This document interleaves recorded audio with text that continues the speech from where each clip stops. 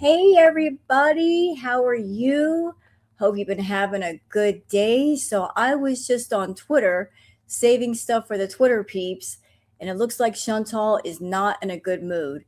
She hasn't gone live yet, but she was on her community post raging when somebody mentioned the idea of her being with you know who right now. She just lost her mind. Somebody left a comment, tell Natter that we said hello, and she just lost it. So I thought, what better retro react to do tonight than the one by Knock Knock It's Karma, the Seven Deadly Sins series, the one called Wrath. Because Chantal has been exhibiting a lot of wrath lately. She's been very, very angry, very angry. I think that some of that has to do with stuff going on behind the scenes that she doesn't want us to know. But also, those of us that were around during Crackhead Olympics, we saw this behavior. Whenever she was around him, she would get real irritable and she would get what we call the nattertude. Y'all remember the nattertude? Oh, the nattertude. Woohoo! Boy, she would get the nattertude. That he would just get her so fired up, and then they would party on substances. And when you do Coca-Cola, the crash from doing too much cola is you get a nasty attitude the next day. That's why we call it the nattertude, because the crash would lead to her just being a complete see you next Tuesday the next day. And Reginald, I have this to say to you. Yeah. we get the angry version of you know, we get that for like hours. Is Grace your daughter? No, I don't have a daughter named Grace. Interesting. Nope, I don't have a. Who's Grace? I don't have a daughter. What? No, not at all. Grace Thorpe. Who is Grace Thorpe? I don't know this person. I don't. Who is Grace Thorpe? So y'all help me here. I don't know who Grace Thorpe is. That's not even my last name. Try again. Is Bob your uncle? She's a streamer. Oh, well, I honestly, truly, I do not know who Grace Thorpe is.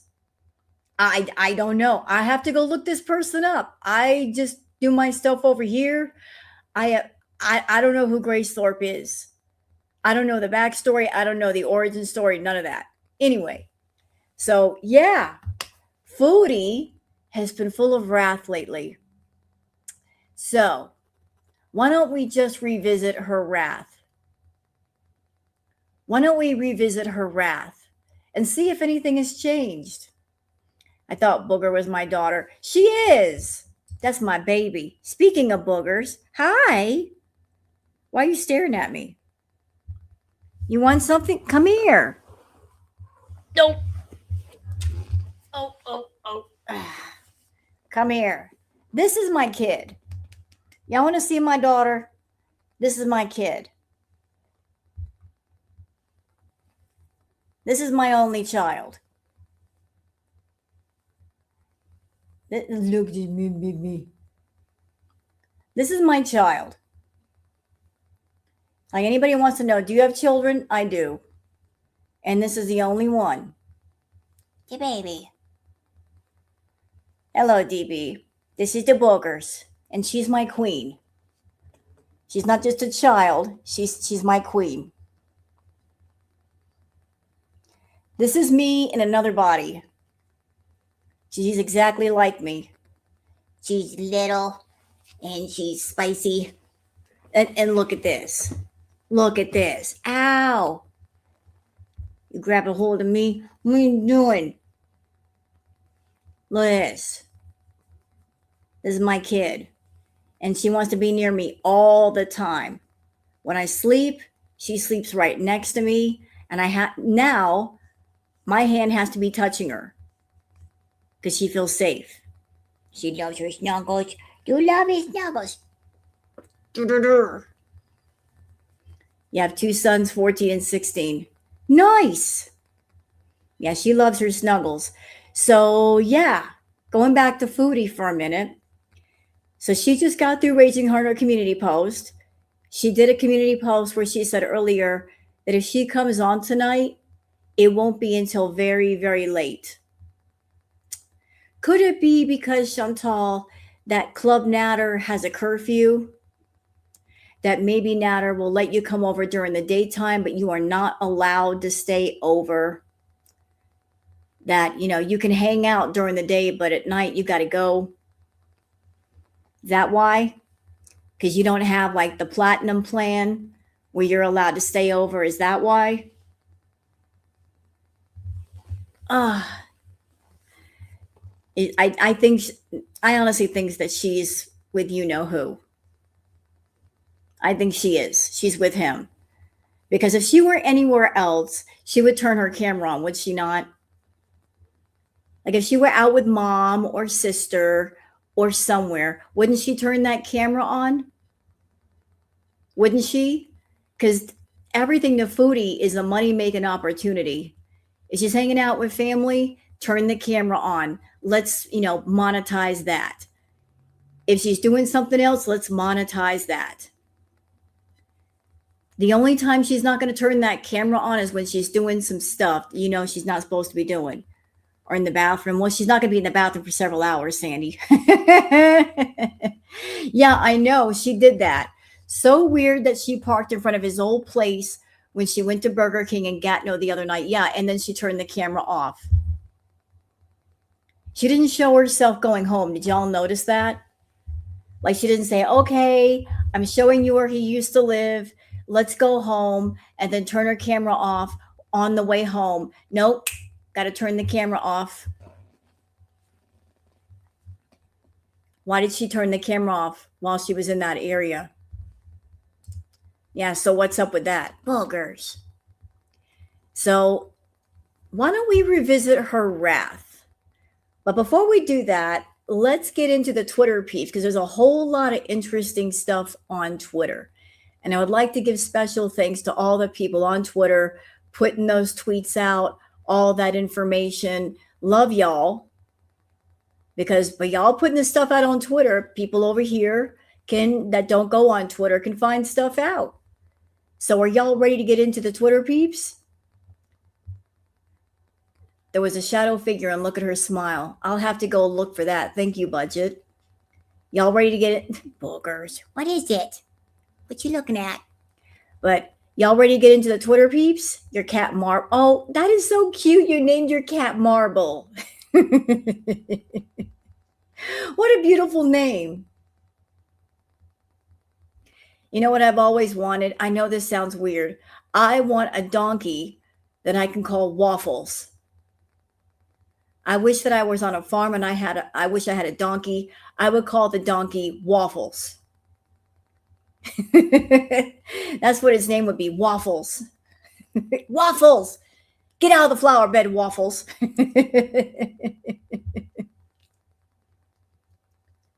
Stop eating up them flowers. All right. Why would she get involved with him again? She's lonely.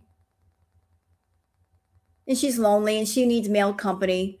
Listen to the way she's been talking lately. The hypersexual talk. Going to a farm and talking about animals having sex. And then talking about her cat having a kink. Like she's got horny on the brain right now. Horny on the brain. All right, so I'll tell you what. Let's get into the Twitter peeps, y'all, because we got the excuse me, the video from Knock Knock It's Karma, 7 Deadly Sins. You want a donkey named Wonky. Wonky.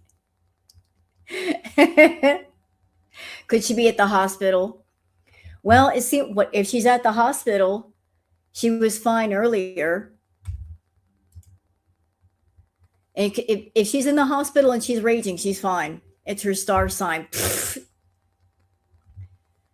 Her star sign. She's an Aries, but yes, she's starfishing. Next. Next. All right, guys, we're going to get into the Twitter peeps. Let's do it. Let's do this thing. Let's go.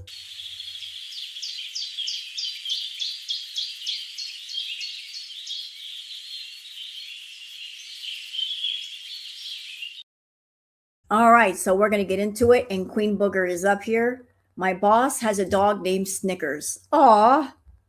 And I bet he's a real sweetie. Yep. Thank you. Several times now, she has driven to locations and stopped streaming under suspicion. Yeah, I've noticed that too. Like she'll drive for hours and hours, where you get to a certain place, and then all of a sudden, oh, I got to cut the camera off. Well, why is that? Why is that? Why is that? So let's get into it, y'all. I want to show you everything on Twitter. All right. So for those of you that are on Twitter, that you would like to follow me on Twitter, there's my handle, Wild Girl Sarah. And for those of you not on Twitter, that's why I do the peeps. So you guys can keep up with all the girl world goings on without actually having to go on the Bird app. So let's start here. This is what I mean about wrath. C'est La Vie says Foodie Beauty is raging on her YouTube community post. So this person down here, Lisa B, says, tell Natter we said hello. She says, tell him yourself, you sick individual. Only an immoral, soulless woman like you would want to see a something. Yep. And this was the previous one. Hi, Beezers. If I'm able to go live today, it won't be until late. And that's fine. If she wants to take a break, if she wants to do it all. But if you're taking a break, then, shut down YouTube and don't pay attention to your comments. But she's mad. She's big mad.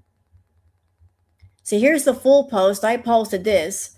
Tell him yourself, sick individual. Only an immoral, soulless woman like you would want to see someone back with an abuser like that. Chantal, you drove to where he used to live. You were treating his former residence like some sort of Hollywood mansion tour. Why would someone who's really been hurt by somebody want to revisit a place that had bad memories? Unless the things that you've said are not true. Like if this person is so horrible, why are you almost in a nostalgic way going to where they used to live? A real victim would never. They would never want to bring up the person's name. They would never want to talk about them. And they certainly would not go to where they used to live like it was a happy place. And she went there to relive the past. And another thing, just a thought.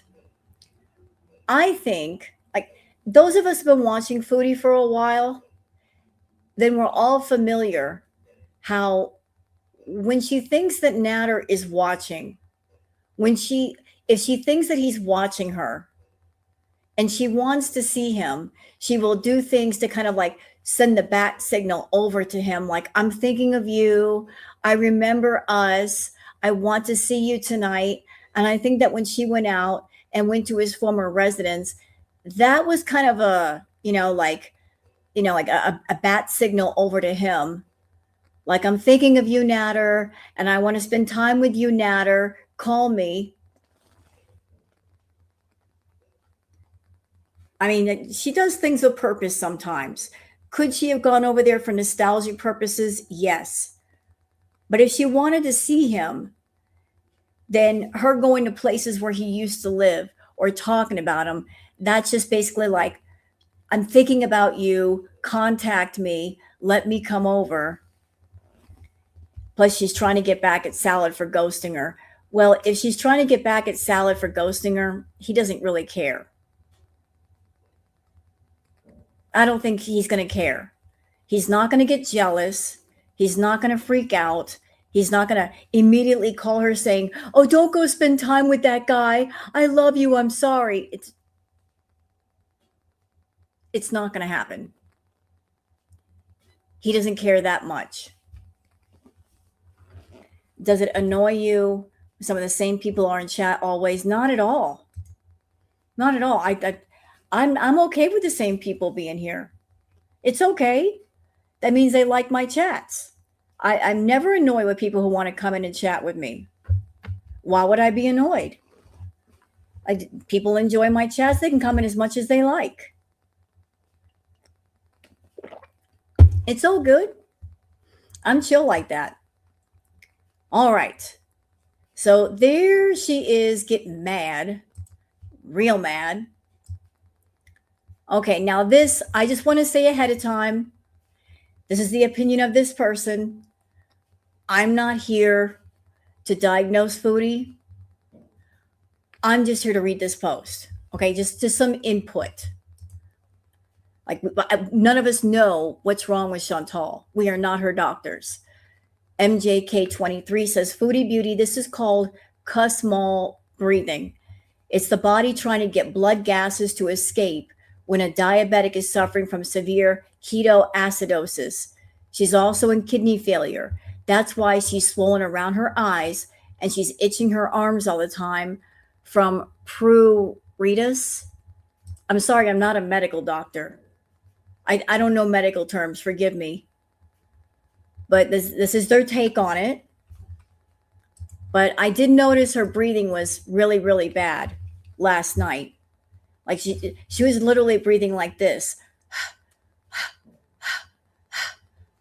Like she couldn't even take a full breath like anybody else. Like I don't hear none of that. I hear it's like, girl, you need oxygen. Oh, pruritus means itchiness. Okay, thank you. Like, y'all educate me about these things. I don't know. I don't have an MD degree. But let's see. Oh, well, no, don't touch that. Stop touching things, Rose. All right, so I was about to touch something and I shouldn't have touched it. So let's play the clip from Kelly.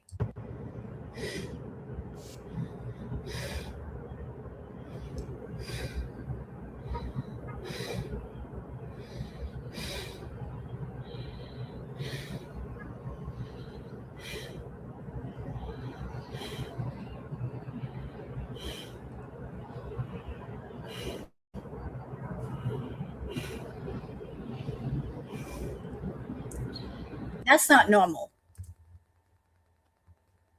That's not normal. That breathing. You pant like that if you run really hard. She's sitting on a couch perfectly still. She should have very relaxed, deep breathing. You breathe like that after you run. Girl. And you're sitting still and you're breathing like that. Yeah, you need an oxygen tank, Foodie. Period. Stat. But I've never heard of, is it Kussmaul breathing? All right, and thank you to Mandy Mayhem for posting this. This is an old clip of Foodie. Thank you, Kay. How do you say your name? Kasinks? Happy you're on tonight. Well, thank you so much for the super sticker. Thank you so much. I appreciate you. Yeah, that's definitely not a resting breathing pattern. No, ma'am. You're right, Debbie. It's not. But this is an old clip. This is Foodie predicted what she was going to do in Canada. This was her back in Kuwait, back at the old place in Kuwait. And she spoke about that if she went back to Canada, what she would do if she went back. So I'm going to blow it up so you guys can see. At all, for any. That's what I feel like my life would be like if I go back. Just bed rotting even more, you know? Because being totally alone, I'm a little afraid of that. I'm a little afraid of how deep a hole I'll dig myself into. I'll just be alone with all of my addictions, nothing else. There won't be anyone to tell me no at all for anything. I can just see myself Uber Eats. Like I could see myself ordering like a whole bunch of junk food all the time, you know, instead of just for dinner. I don't know. That's what I feel like my life would be like if I go back. So back in Kuwait, she already knew. She knew that if she went back to Canada with all of her addictions, she knew. She knew. So this is somebody who has obsessions, addictions, and she knows that she's out of control. She is not without her awareness. She knows. She knew all the way back then. She's basically saying, I have severe addictions and they're all out of control. And if you put me in a situation where I am completely by myself, there's going to be nothing holding me back. And I'm going to just go completely off the rails. These are her words. So as an addict, she is aware of her addictions and her problems. She's aware. But rather than seek help, rather than say, I have put myself in a position where I am aware of my issues and I need to go seek help, because the only control that I have sometimes is when somebody's around. But if they're not around, I'm going to go completely off the rails. I need to go seek help now.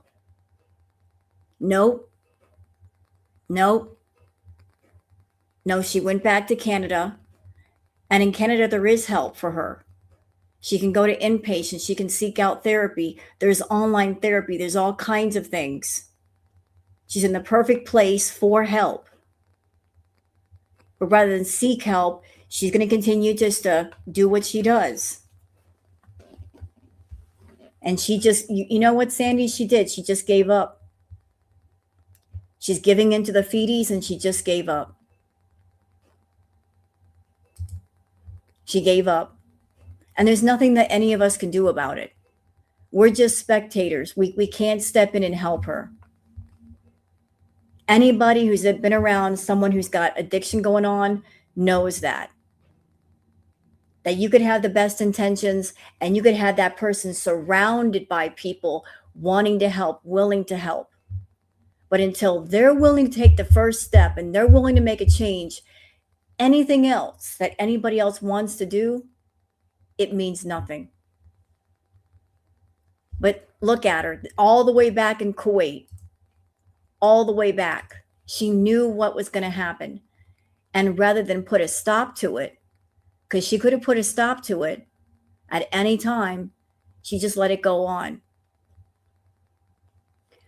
Dried up Twitter hack says, I've been telling y'all, she's over there breathing to blank for how long now?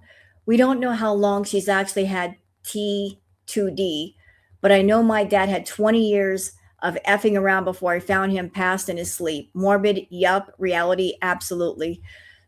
Look, she's a cockroach, is Foodie. Like, her body should be studied for science.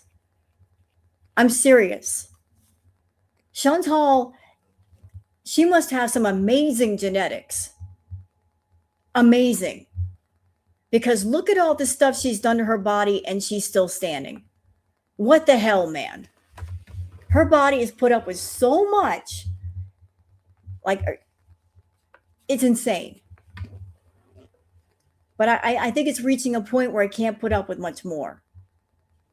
But it's trying. It's really, really trying. Really trying. And it's like, hey, we can't put up with much more, lady. Hey, you need to do something. Boho Chic says, looks like y'all listen to this. Looks like the apartment management is responding to the reviews. Not sure who posted them, but now would be a good time to send video evidence. Ruh-roh, Shaggy. So this person put a review saying, I was looking for a place to live and did a walkthrough, but found out a YouTuber lives there. I've seen how she lives, and there are her live streams of mice and the filth she lives in. I wouldn't feel comfortable living in a place where the management doesn't do anything. I would fear getting mice and roaches myself. I left a message to the management. Hopefully, something gets done. I feel bad for the other tenants. And here is Frontier, which is the apartment building people, saying we take cleanliness and condition of our buildings seriously, and any concerns raised directly with our team are reviewed and addressed promptly. Please contact us directly, provide additional details, and they give the email address. Yep. So, yeah.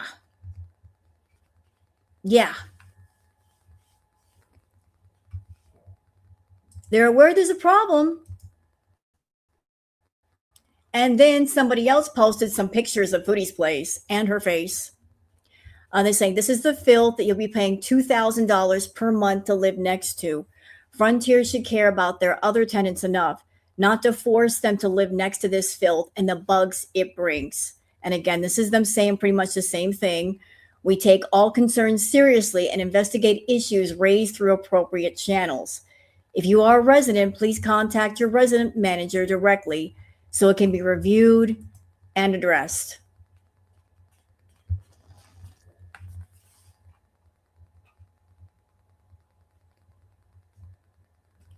Hello, Rebecca. And can I give my point of view on this? I live in an apartment building, as y'all know. This is one big building sectioned off into 8 units. And if there was somebody in my building that was living in absolute filth, to the point where there are cockroaches, bed bugs, mice, rats. You know, when you live in a building, you're not living in a house, you're living in a building. What one person does in their dwelling, if it's filthy, if it's hoardy, if it's gross, that can potentially affect everybody else in that same building, because pests travel through the walls. Like if one person gets bed bugs in their place, guarantee you all the units are going to have bed bugs. If one person gets cockroaches, they will travel. And you can be somebody, you could be the cleanest person in the world, a clean freak, and it wouldn't matter. It's not going to matter, because you'll be going crazy trying to figure out where are these bugs coming from, and you can't figure it out. You're cleaning everything every day. You're spending your own money on traps and sprays, and they keep coming, not knowing that the reason why they're coming in is because there's another tenant next to you who's filthy. So people doing this on the reviews, this is about common decency. Forget about Foodie for a minute. This is about common decency. If you know that somebody is living in filth and living in a hoard, and that might potentially affect other people, their living spaces, like anybody's ever lived in a nasty place or been in a nasty place with bugs, that can cause emotional distress. You know, you're spending your own money trying to fix a problem, don't even know why the problem is there. I mean, let's take Foodie out of it for just a moment. Let's take Foodie out. If it were somebody else living in a building and they just happen to show their home, what about the other people in the building? Is it fair to them to get bugs because of that person? No. No, it's not. It's not fair. You know, take Foodie out of it. If any one of you were living in a building and you had a nasty neighbor or a tenant, and next thing you know, you got pests coming through your walls and you're going absolutely insane. You're spending your money trying to fix it. Would it be fair to you if one person is causing the problem and you're not aware of it, other people are? And if they know that what's going on, shouldn't they speak up if they know? I think they should speak up. because you're not really getting back at one person, you're protecting other people. It's about protecting other people. Because let me tell you something about mice and bugs. Something about mice, y'all. If you have mice going or rats going on in your house, or if they go into other houses, do you know what mice do besides the droppings? They get into your pantry. They'll chew through your food. Imagine opening up your pantry and you got holes in boxes and bags of your food. They can destroy your food. They sometimes carry diseases, which might be bad for you, which might be bad for your pets. Like if you have a mouse that is carrying diseases, even if you have a cat in your house, the cat catches the mouse. If the mouse has a disease, guess what? Your cat's going to get sick. You know, there's things you got to think about. Yeah, and rats and mice choose wires. So you got to think about the other people.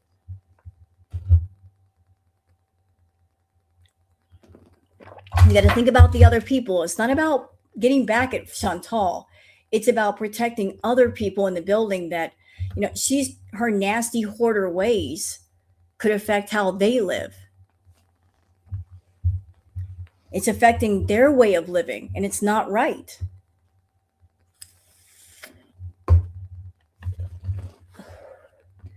Rodents carry the hantavirus and occasionally plague.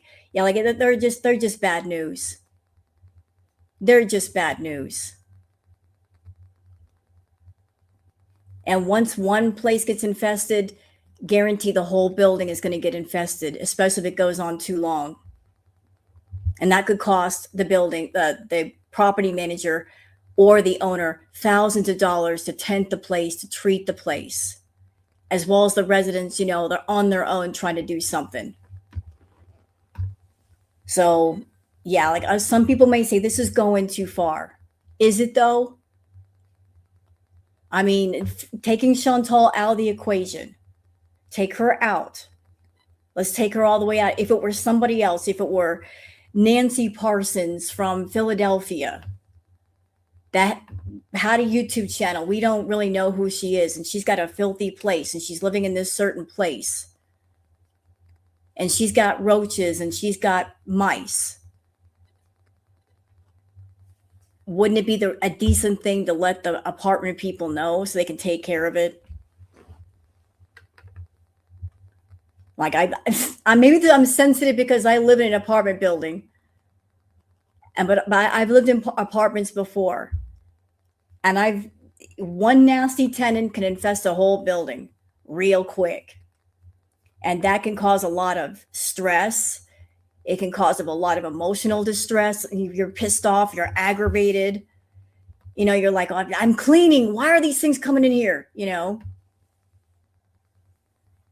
Yeah, she's one person. She's only lived there a couple of months. It should not be in that state. No, it shouldn't. It should not be in that state. And if nobody said anything, let's think about this. If nobody says anything, if they don't know, imagine how that apartment is going to look in 2 more months or 4 more months. Is it going to be worse? Is it going to be infested with cockroaches and mice? And mice breed like crazy. Didn't her mom and aunt clean recently? I think a couple of weeks ago. But look at it now.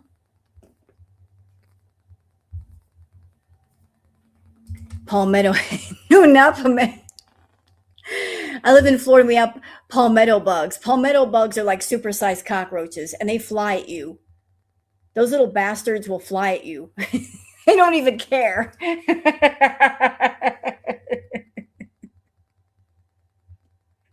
Palmetto bugs, they don't give an F, man. They're the honey badgers of the cockroach world. They don't care. They'll fly at you. They'll look at you and go, what you going to do about it? They'll fly at you. And they're huge. They're like that. The Florida life ain't for me.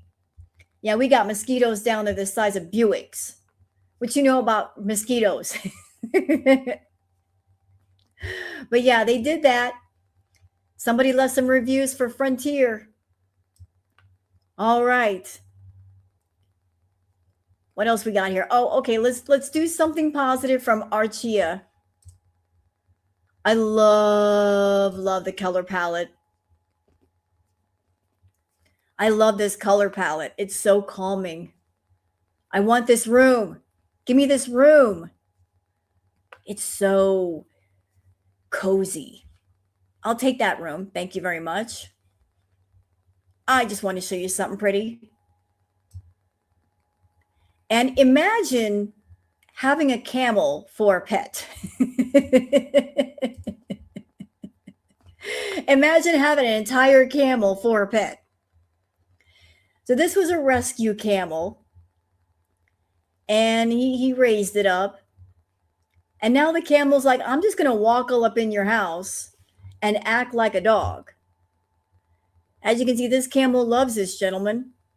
He's like, he wants to be near the guy all the time. He acts like a puppy.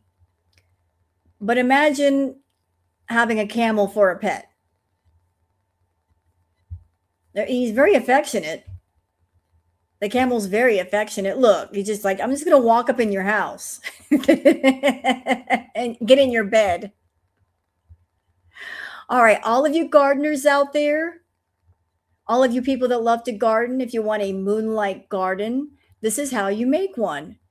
Your garden disappears after sunset unless you planted for a light that isn't yours. Moonlight doesn't illuminate evenly. It skips dark foliage and lands on anything silver, white, or pale enough to catch it. A garden that looks balanced at noon becomes a patchwork of invisible. So if you want a moonlight garden, this is what you plant. You plant lamb's ear, dusty miller, Artemisia silver mound, white echinacea, Shasta daisy, and iceberg rose. So if you want a moonlight garden, if you want to go outside and you want to see flowers that glow, oh, well, you can just plant those. Also,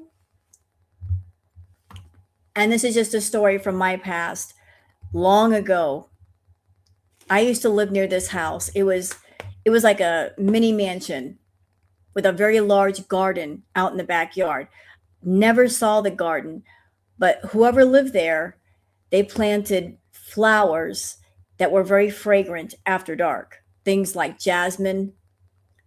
Like you could just walk past the stone wall and smell the flowers from the other side of the wall.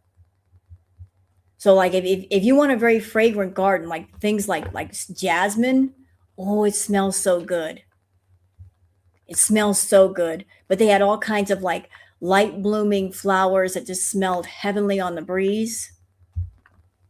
Jasmine is wonderful. I'll tell you one of my favorite plants that has a heavenly smell, but it's poisonous, angel trumpet. Love angel trumpet. I love the scent of angel trumpet. But if you have pets, you may not want to have angel trumpet in your garden because angel trumpet is a very large plant. It's huge, but it smells fantastic, but it's poisonous. But angel trumpet smells amazing after dark. So if you don't have any pets and if you don't consume the flowers, you'll be all right. Yeah, I love lavender too. I associate the smell of lavender with my grandmother. I've always loved lavender. So lavender, jasmine, there's all kinds of flowers that are just so incredibly fragrant, so lovely. So take a screenshot of that. For those who want their moonlight garden, I'll give you a second. We got lamb's ear, dusty miller, Artemisia silver mound, white echinacea, Shasta daisy, and iceberg rose. And those will glow in the dark. Autumn blooming clematis for nighttime scents. Thank you, land designer. Yeah, please don't eat the daisies. Oh, and orange blossoms smell great too, by the way. Now, check this out from antidepressant content. In 2010, a tiny black kitten and a barn owlet met for the first time on a farm in Spain and changed each other's lives forever. So, look at this. You got a black cat and you got an owlet that became best of friends, a bird of prey, and a little furry thing with murder claws. But they're just playing with each other. Look, a cat and a bird. And make no mistake, owls, I mean, cats can defend themselves pretty good, but owls can mess you up because of their talons. Like, they don't mess around. They're very good hunters. But this beautiful barn owl, and look, they're just playing with each other. They're having a good time. It's all good. All right. Enigma 2025 says, talking about Salah, he poured water on her purposely several times. She pretended to laugh while laughing in anger. Once is a joke, but one too many times is a red flag. She wouldn't demand an apology if it was a joke while they argued in the car. So let's watch. Oh, the bottles. So what? And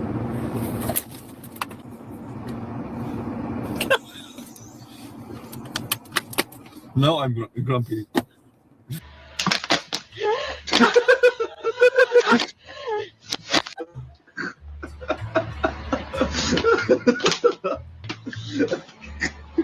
you! Why did you do that? Where's that AK? Yeah, and I agree. Like, it's one thing if a couple is playing around with each other, like splashing each other with water and being playful. He was doing it to be disrespectful. But of course, she's going to try to save face and laugh it off like, oh, he's just being playful with me. No, he was humiliating you. That was him he was humiliating you. If a man ever did that to me, he wouldn't be walking around. I would have a conversation with him in Minecraft, of course. But you do something like that to me, better grab some crutches. I'm just saying. Yeah, a splash at the sink is one thing. Or if they're in the pool or something and splashing each other, that's playful. But dumping the water on your head, yeah, like that's just the disrespect is real. And for those of you that missed what happened last night, I was watching last night. She was having a bee moment. Yes, she was. She was eating potato chips. She got 5 pounds of, is it deli meat? And she was snacking on that like it was like a bag of chips. And she even picked up the entire mound of meat and took a bite out of it. I was like, what are you doing? But I think she wanted someone to buy her fast food. And I think the big baller feedies are not giving her money right now. So she's stuck with all the cheaper feedies. They're not giving her the money for fast food. Yeah, $27 worth of meat. Yep. But she was eating watermelon. She was eating chips. She was eating like the lunch meat, like just eating it like that. Yeah, he was being rude. I was like, girl, you are grazing. You're having a bee moment and you're grazing. You're going from one thing to the next thing, to the next thing, to the next thing, to the next thing. Just stuffing it. She couldn't get it in fast enough. Sour cream and bacon chips. That better be a steak. No, it's not a steak, mama. That's lunch meat. That entire package is like just deli meat. So she paid $30 for deli meat. Yep.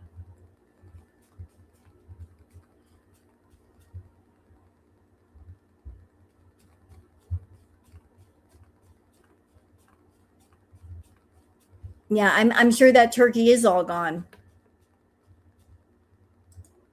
But she was snacking last night. Yes, she was. Okay, now this is a great clip. I got nothing to say bad against this woman. I don't know her. But I love this because she lost a shit ton of weight and good on her. I applaud her. But Say La Vie posted this in an NRM 84. So she was 598.2 pounds. And she's talking about even at a bigger size, how she would bathe herself, how she would do it. So let's listen. Welcome back to my bathroom. At 598.2 pounds, it was a struggle to shower. Just like my wand for the wiping my ass, I have wands for the shower. I need aids to help me with hygiene. I've since lost 300 pounds. Yes. Big ups to her. So you saw how she was before. She lost 300 pounds. 300 pounds. Y'all, big ups to this woman. She lost 300 pounds. And she looks amazing. She looks so good. Like she got, her eyes are sparkling. She looks like she feels amazing. Good on you, mama. Good on you. And I'm in a shower without a shower chair, without a loofah on a stick, okay? But we don't judge people that use aids, okay, especially to like do their hygiene. But I do have one recommendation. We should all be using like some sort of African net sponge, because the exfoliation is just top tier chef's kiss. So I'm still showering, but I am 300 pounds down. And if I must say, like, that's a flex, baby. Yes. That's a flex, baby.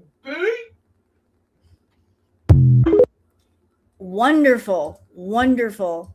Big ups to her. Big ups to her. Because losing 300 pounds, that is an accomplishment. That's an accomplishment. And you can tell she feels amazing. Just the way she's talking, like she's more independent. She can do things for herself.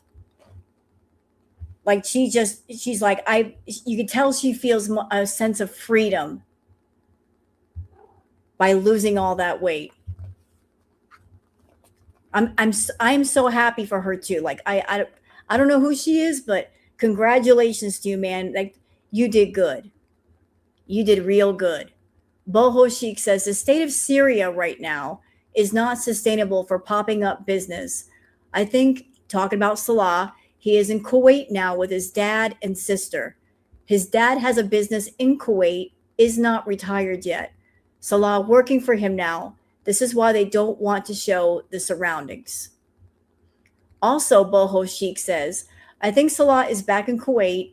I don't believe he's in contact with Chantal at all. There is no future for them as his family will not accept her. He has moved on and she is delusional. She has shown zero proof Salah is still around except for the AI crap. Well, I think there's a reason. Oh, wait, what's this? Hold on, rumor. Rumor in the chick. Did I say chick? I did say chick. Why did I say chick? I'm making up words. Rumor in the Kick chat room. Apparently someone thinks they witnessed Chantal at the hospital. Reported from Bad Seed Channel. Well, thank you for saying that. I don't know if she's at the hospital. If she's at the hospital, that would be a smart decision on her part. She needs to go to the hospital. She needs to take care of herself. But here's the thing. Even if she goes to the hospital, if the doctors tell her things that are wrong, is she going to listen? Is she going to listen, and is she going to take it seriously? You know, they say, hey, we're doing the best we can, but you got to do this, and this. Is she going to listen? That remains to be seen. that really remains to be seen. Like you can tell somebody you need to take care of yourself, but if they don't want to listen, there's nothing you can do. Now, y'all check. This is interesting. Thank you, C'est La Vie. Regarding missing rent in Ottawa, she's doing Foodie content to pay her bills, and she's doing it for uh, basically anime. They have stated they talked in DMs. She is eating naked for him. It's easy for her to do that. That's my opinion, and I will die on that hill. So here's some interesting information about paying rent late in Ontario. In Ontario, if you miss a rent payment, you have 14 days to pay the overdue amount to avoid eviction. If the rent remains unpaid after this period, the landlord can apply to the Landlord and Tenant Board, the LTB, for an eviction hearing. It is important to note that while the rent is considered late as soon as the due date passes, eviction is not immediate. The process from the time the landlord files an N4 notice to the time of a hearing can take several months. And as long as you pay the rent before the final order from the LTB, you can stop the eviction. However, any unpaid rent can still lead to legal action. So that makes sense to me. Like, I don't know what her lease is like, what the conditions are. Most apartment complexes give you like a 5-day grace period. Like, if your rent is due on the 1st, they give you until the 5th to pay without late fees.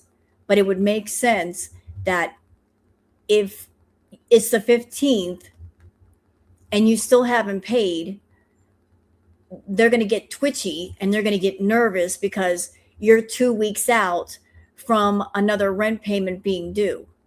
So if you're already late and the 15th comes and you have not paid on the 1st, then in 2 more weeks, you're going to owe 2 months worth of rent. The apartment is not in her name. Well, that's another thing. If it's not in her name, if she becomes late with the rent, then whoever's name is on the lease, you bet your butt they're going to get a phone call. They're going to get an email. They're going to know, hey, the rent is late. So if she came up with some kind of deal with somebody that they get her into the apartment, they act as the guarantor just in case the rent is not paid, the moment it becomes late, that person gets notified. And then that person's going to be on her case like, hey, why aren't you paying the rent? Yeah, it can take months to evict someone sometimes. So, like, I don't know what's going on over there. I have no idea, but that's some interesting information. And y'all look at this. Cat is life. The discovery was made that a hen was warming 3 baby kittens based on the sound of a cat's meowing coming from the chicken coop. Since the mother cat couldn't be found despite searching, it was decided that it would be raised here together with the chicken.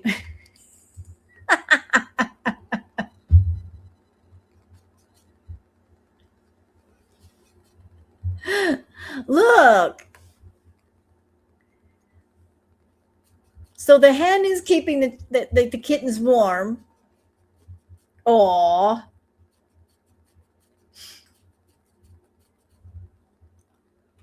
Look at that.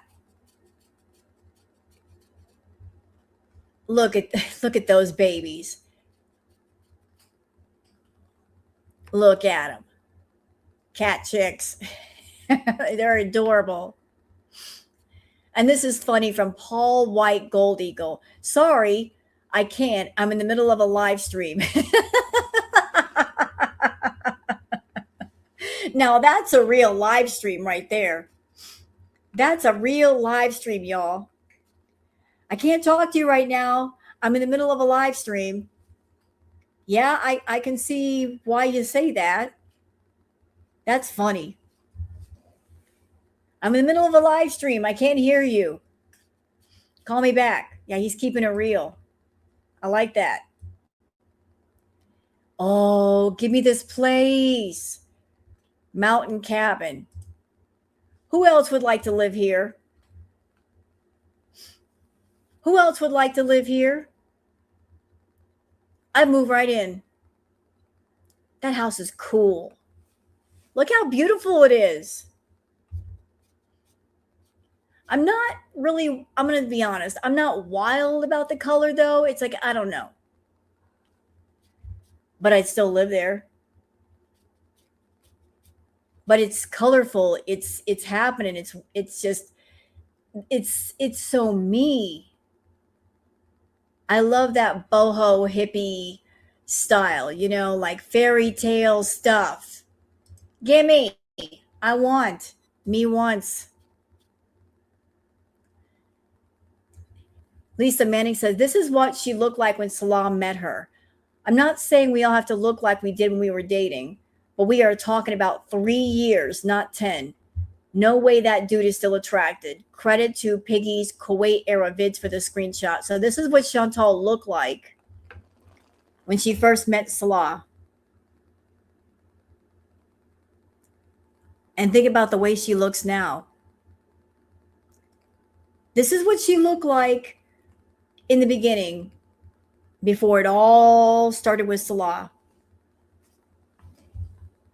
What a difference, huh? She never looked like that. I know it's filtered. You don't think I know? Are you kidding me? That is filtered. I know. She got all the filters working. She got the big eye filter, big lip filter, skin smoothing filter, contour filter, filters on top of filters on top of filters. But this was back when the filters didn't have to work so hard. Hear me? They didn't have to work so hard. They were stressed out, but anymore they've given up. But before that, their job wasn't as hard. That's not Foodie.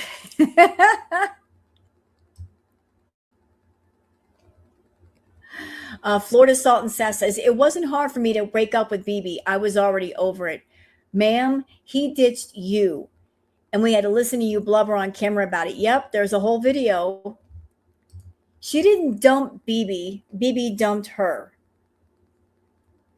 She would never leave BB. BB was financial security. She wanted to stay in that house because BB was a hardworking man. He paid for the bills. He paid the rent. She didn't want to leave, but she had to leave because BB said, get out. So she didn't break up with him. He broke up with her. And he had good reason to break up with her.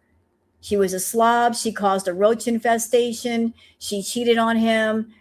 The man got his fill. Girl Scout says, Foodie Beauty, you're filthy. Did Nina pay you for this, or was it YouTube lover? I hope the Canadian medical system denies you because you're abusing the healthcare system in Ozempic. So hold on. Hold on. I saw this last night. And I'm like, holy moly, mother God.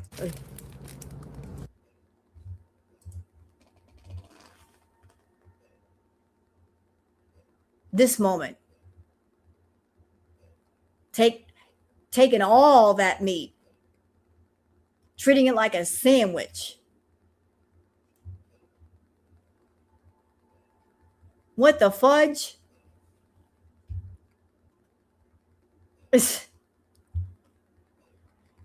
What is that? It's like 5 pounds of deli meat. That's what that is. That's not bread. That's deli meat. That's deli meat. Let's back it up so I can show you. Look. Okay, so now you can see it. It's a whole package of deli meat. And she's going to take it all out of the bag. And she's going to chomp on it like it's a sandwich. It's heavy. You ever get 500 grams of deli meat before? 500 grams. That's how much was in there. 500 grams. I just want to take a bite out of the whole thing like this. Look. Like this. Yep. That might have been a Foodie request. I bet you somebody asked for that. I think somebody asked for that, paid for that.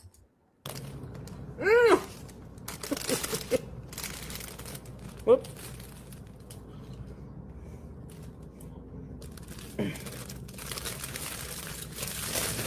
I've always wanted to do that. Sure you did. Sure you did. I'm gonna.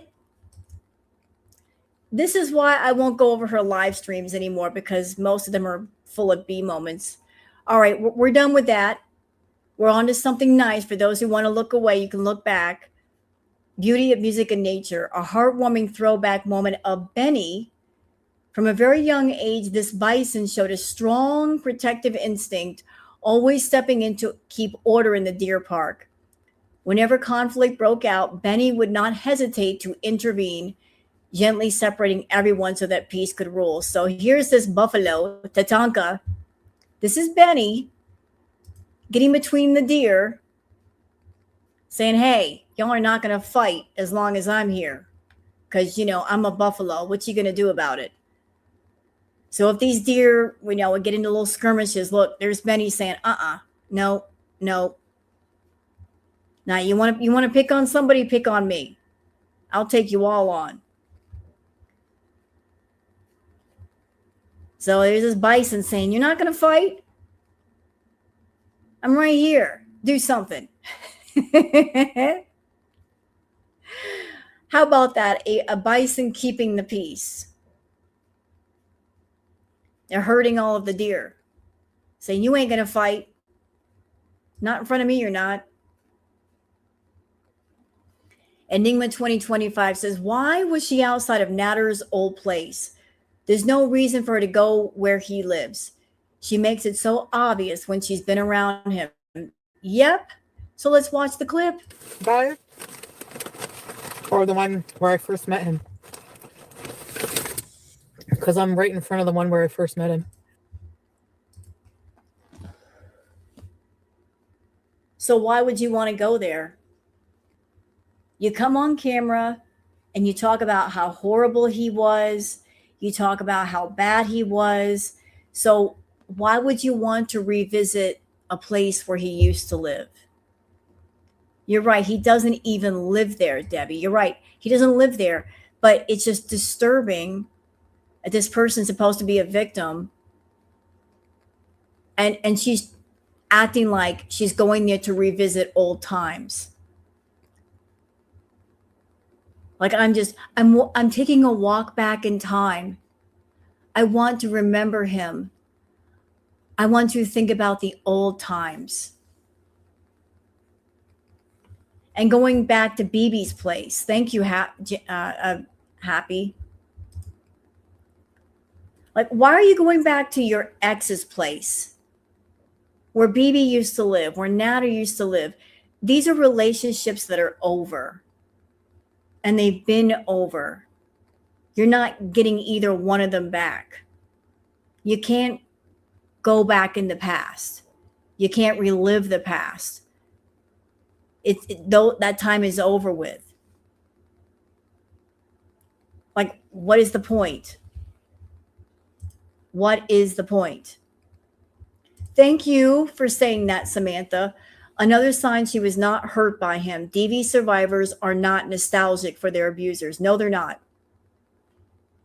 They're not nostalgic for the people who hurt them. They're not nostalgic for the places where the hurt happened. Because just being around a place where it happened can trigger you. So why would you remind yourself of anything that was hurtful? Like you unless you want to trigger yourself for some reason. Yeah, no husband would tolerate that. It's weird and it's creepy. It is. It's very creepy.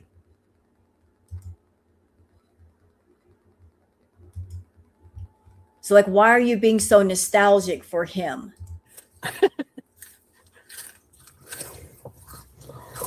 The burger I'll save.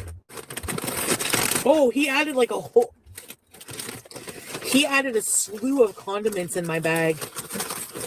You know what that means. Sorry, I'm married. If you want to know if somebody has a crush on you, check how many condiments they give you. Well, shoot. If that's the case, I've ordered from Postmates a few times and got extra condiments. So I guess the people that gave me the extra condiments, even though they've never seen me and I've never seen them, their love interests. I've gotten marriage proposals in that paper bag and didn't even know it. Damn. I got it all messed up. I got a few extra ketchup packets. Somebody had a crush on me. Didn't know it. I guess I'm doing my love life all wrong. Instead of like looking around, I should just order from Postmates and check the number of condiments in the bag.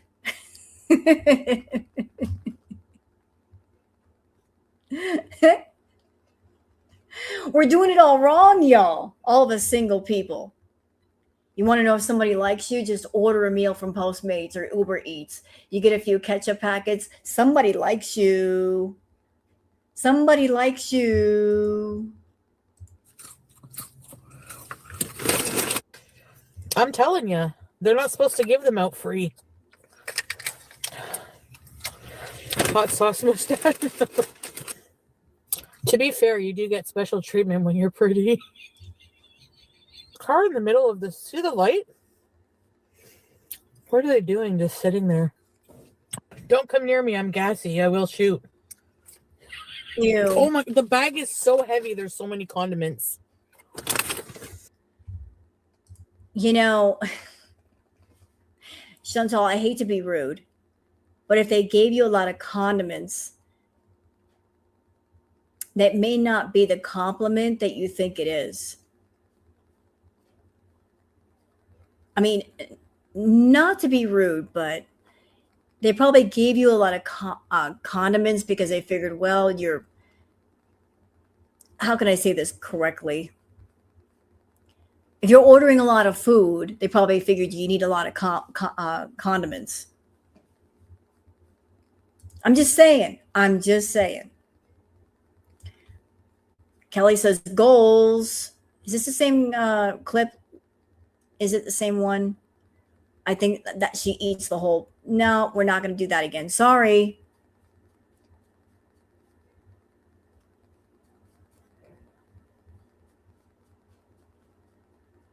The Tone Knob says, waking up to see that Foodie Beauty has been live for 90 minutes already.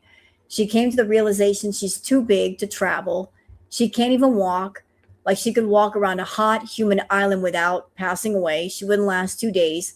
This fake everything era is so lame. Yes, I agree. It is very lame.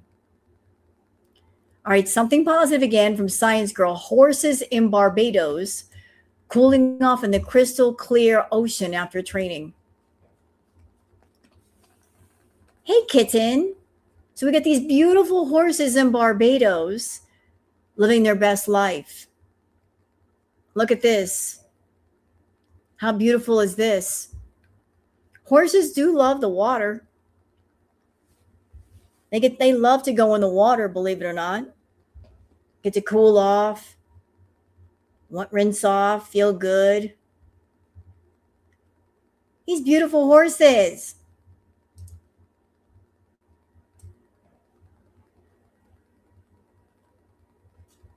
What else we got here? We get this already. All right, I think we're done with catching up with everything on Twitter so far. So what we're doing next, and this is credit to the channel Knock Knock It's Karma. Knock Knock It's Karma did a video series covering the 7 deadly sins for Foodie Beauty, and she went through each one. And one of the ones that she did covers wrath. And Foodie is certainly showing a lot of wrath these days, so I thought it was appropriate. So are you guys ready to see the 7 deadly sins? Courtesy of Knock Knock It's Karma. Let me go ahead and put the link in the chat. You guys can check out all of the videos through Knock Knock It's Karma. You've never seen this? Oh, the whole series that she did was fantastic. Fantastic. She goes through them all. All of them.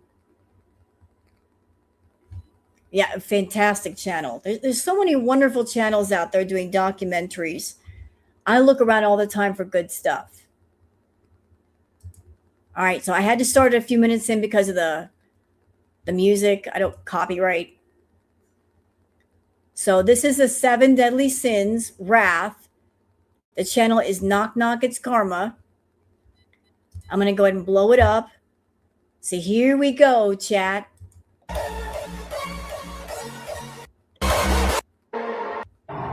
I'm going to live my life and be honest with how I feel, and whether it's a choice Dad. you like or not. I mean, I'm very good at investigating cheating. I have proof. Yes. As a former piece of shit cheater, I know how to catch them. Okay, well, I'm not going to trauma dump anymore on you, okay? This is a show for you. So if you don't like what you see, you can change the channel. That's all I have to say. I like abusing. Wait, what was that you said, though? To start this off, as a former piece of crap cheater, I know how to catch cheaters. So she's self-confessing that she is a serial cheater, that she's cheated on people. She's done people dirty. She cheated on Peeps several times. She cheated on BB. And yet when she gets with a guy, she is obsessed with trying to catch a guy cheating, because she does not want done to her what she's done to other people. Like, usually that's how it goes. If somebody knows they've done wrong and they're guilty of said wrong, that makes them paranoid that the hurt they've caused others will be done to them. Like, they're determined, this is not going to happen to me. What I've done to others, the hurt I've done to others, I'm not going to suffer that hurt. I'm trying to run away from my karma. Yeah, I agree. Cheaters deserve cheaters. And cheaters always end up alone. And for anybody who's ever been cheated on, I just want to pass this along. If you've ever been cheated on, like when it hurts. When you find out somebody's cheated on you, if you're in a monogamous relationship, it hurts. And the first place your mind and your emotions go is, what did I do wrong? Did I do something wrong? Am I not attractive enough? Am I not sexy enough? Am I not intelligent enough? Why is this person that I love going to somebody else? Here's what I have to say about that. If you're with somebody that cheats on you, it's not because of anything you did wrong. It's not because you weren't sexy enough or pretty enough or appealing enough or intelligent enough. The problem is not with you. The problem is with that person. You shouldn't blame yourself. And if somebody cheats, that just means they're not the right one. It hurts. It's awful. It sucks. But if somebody cheats, that's just an indicator from the universe they are not the right one. Yeah, it's not with you. A lot of people tend to blame themselves and beat themselves up. Oh, it's because of me, because somebody else was prettier or sexier. No. It's not because of you or anything you did wrong. It's just that you're with somebody that they are not in the mindset of being monogamous. And the universe is showing you this is not the right one. And if they want to leave, let them go. Just let them all the way go. My viewers, like, how am I abusing you? That's what I'm saying. Like, how am I responsible for that? For how you feel? How am I responsible for how you feel? So anything I vent about is like abusive to you guys, or what? She did a live stream last night and of course deleted it because she was running her mouth about everybody. She flipped out. So last night she said, "You've won for tonight." Oh, my abuser. But she says you won for tonight. Yeah, exactly, Stella. What's the competition? This lady, this is Kaya Simons. I'm not quite sure. Is it Simons? It's not a game. It's not a game. It's not a joke. The music. Sorry. Mad at me because I didn't want to go over like yesterday. But he's so fucking hot. He's so hot. Oh my God. And then he sent me a picture of his nude body and I was like, I don't know. Like, I kind of like him. Like, you guys are going to think I'm like so crazy. I'm not sick. I just woke up like just now. I went over last night. I spent the night with him last night and oh my God, what a night. Like, so this is like the second meeting with him. I'm going to be careful. I'm not rushing into anything. I know it sounds like I'm being like super like girlfriendy or whatever. He's not a skinny cokehead. He's not a cokehead. Jesus. I'm just having fun and he's not a cokehead. We did coke like once. So I don't even know why I get on here and talk about this stuff. People just, I don't know. You just like, I don't know. Anyway, on the TV for coke. You guys are crazy. He's nothing like that. You don't even know him. So shut up. I'm going to be careful. I'm not the same as I used to be. Like, I know what I'm not afraid to tell him what I want. So I don't know him, but I know him better than you guys because I spent 2 whole nights with him and you didn't at all. He's not like that. He never asked me for money. He never. Does that sound familiar? Didn't she say the same thing about Salah? Oh, he doesn't ask me for money. She said the same thing about Salah. He's never asked me for money. Because that's what scammers do. They know better. They may want money, but they know it's a mistake to ask for money right away. Oh, I don't need your money. I'm not asking for money. They don't ask for money right away. They go around the corner to get what they need. They know it's a mistake to be direct and go in a straight line. So what they do is they go in a circle. They'll talk to you. They'll ask you questions. They'll figure you out. They might ask about your income. What do you do for a living? How much money do you make? They're building a profile of you. They're trying to figure out what your weaknesses are. If you are emotionally weak, if you're lonely, if you're wanting company, they figure out what you need and then they fill those needs. And then they start dropping little breadcrumbs. Oh, I just need help with the rent. I'm concerned about rent this month. Or, oh, I need to pay this bill. You know, they start doing little droplets of what their problems are, like little raindrops, dropping it into your ocean, into your calm ocean, like little raindrops. Now, what's wrong? Oh, I'm just concerned right now. What's the matter? Well, I've got this bill coming up, or my pantry's empty. I don't know how I'm going to eat this week. You know, they'll mention what their problems are. They won't ask for the money directly, but they're mentioning those things to your face on purpose, because what they're hoping for is that if you are generous, that you'll just give it up without them asking. So it's like it's gradual. They're reeling in a big fish, and you can't do it quickly. You got to do it slowly. You know, it's like you got a big fish on the line. You're going to take a while to reel it in so that the line doesn't break.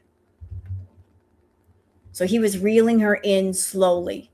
You know, like first you have to build up a comfort level with your target. You got to build up the comfort level. You got to get them attached to you. You got to get them to like you. And then once you figure out they really like you, that the appropriate moment, that's when you kind of mention things that you need.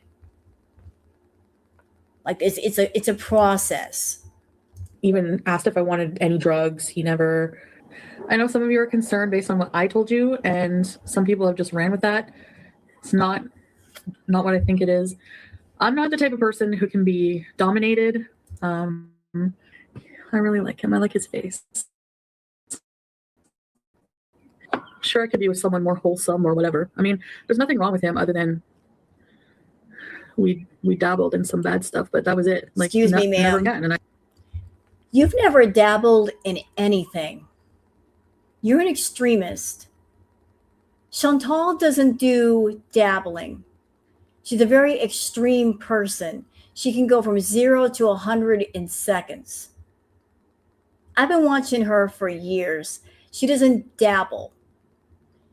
She doesn't do anything lightly. She goes from 0 to 100 instantly. Like, we're talking foot to the gas pedal, 150 miles an hour, racing towards a brick wall, that kind of behavior. Dabbling. No. Like, when she starts something, she pushes it to the extreme. Always it's been that way. Was this her face card era? I'm not exactly sure.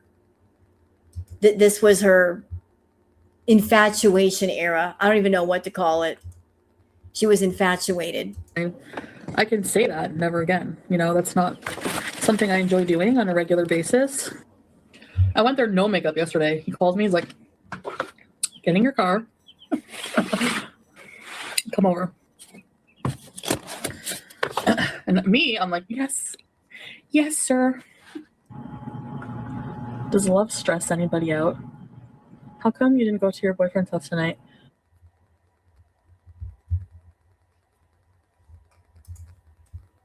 And that was something that she did too. She would literally be sitting at the villa. She'd turn on a live stream, full face of makeup, waiting to be summoned. Just literally waiting in front of her camera for his phone call, rather than go out and just do things herself. She had a car at that time. She had the Sangria Kia.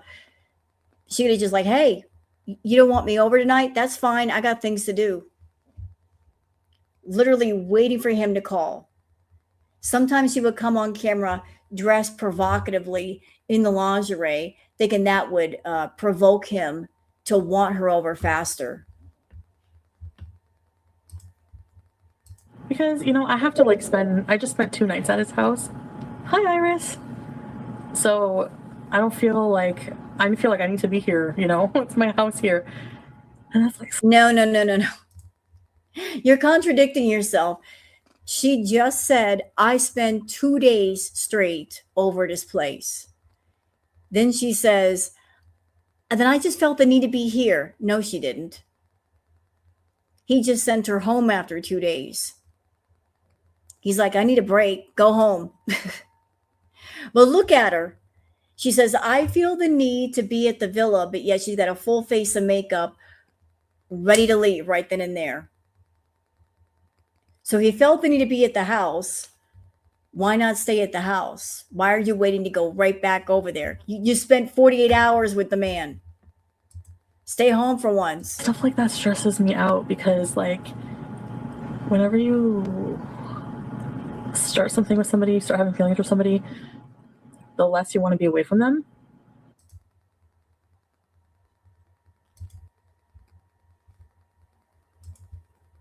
I like staying at home and just like having sex all night and he's a chef. He can cook for me. Do you know how he feeds me? Do you know how like, erotic that is? Like how much mouth play we have in our relationship? Ew. Sorry. Ew, the mouth play. Ew. She says this, and then later on she says his cooking was disgusting. She didn't even like his cooking. She wasn't into the food that he made, the smoothies and all the other stuff. She didn't want to eat his food.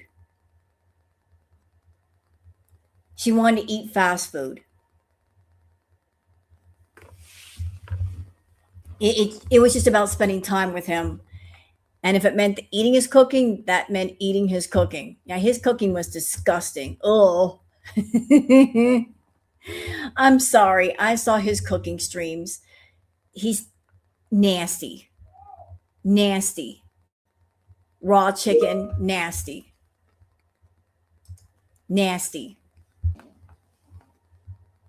And the crazy thing was, she bought him hundreds and hundreds of dollars in good food at Adonis. She spent so much money at Adonis buying him groceries for his cooking streams, and he got the good shit.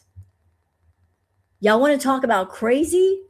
She was over there eating fast food, and she was getting him shrimp and lobster and fresh fruit and everything from Adonis. He was getting all the good groceries, the expensive stuff. So she would spend hundreds of dollars on food for his cooking streams and then go to McDonald's and get herself food. So she was eating junk, and he had access to good groceries, real good. He was eating good, son. Good. And even still, with all those good groceries, he still cooked trash. But buying him the good stuff, like hundreds of dollars at a time. The mouth is very sensual. I'm telling you. He's not a feeder like you think. It's just like he cooks something really, puts a lot of love into what he cooks. And the flavors are erotic. And it's just like who eats seafood. And sometimes it's like, I don't know. And he'll like give me a bite and it's just like, oh. Yeah, there's going to be cooking videos for sure. For sure. It wasn't a very good night. I'll just say that.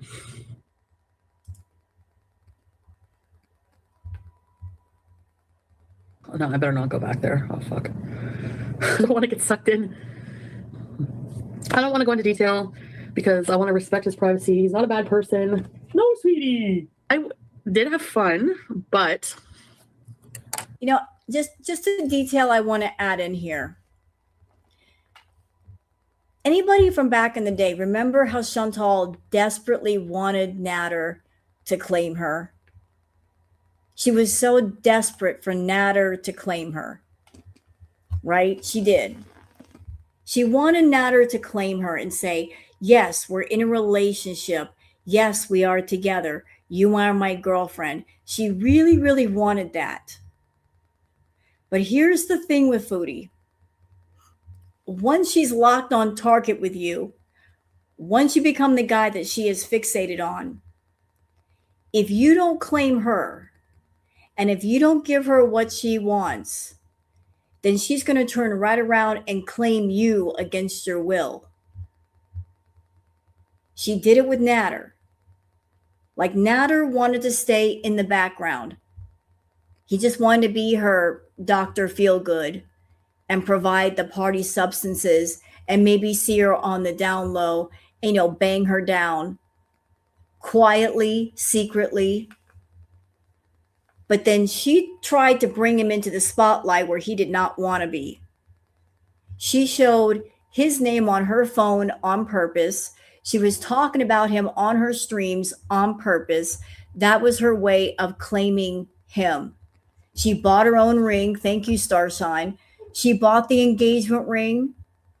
She posed for engagement ring photos in the park. That was her way of claiming him. And then she took it a step further. When she finally did show him on camera, she was telling people, oh, he's an abusive man. And why was she doing this? Not because he was being abusive in the way that she claimed.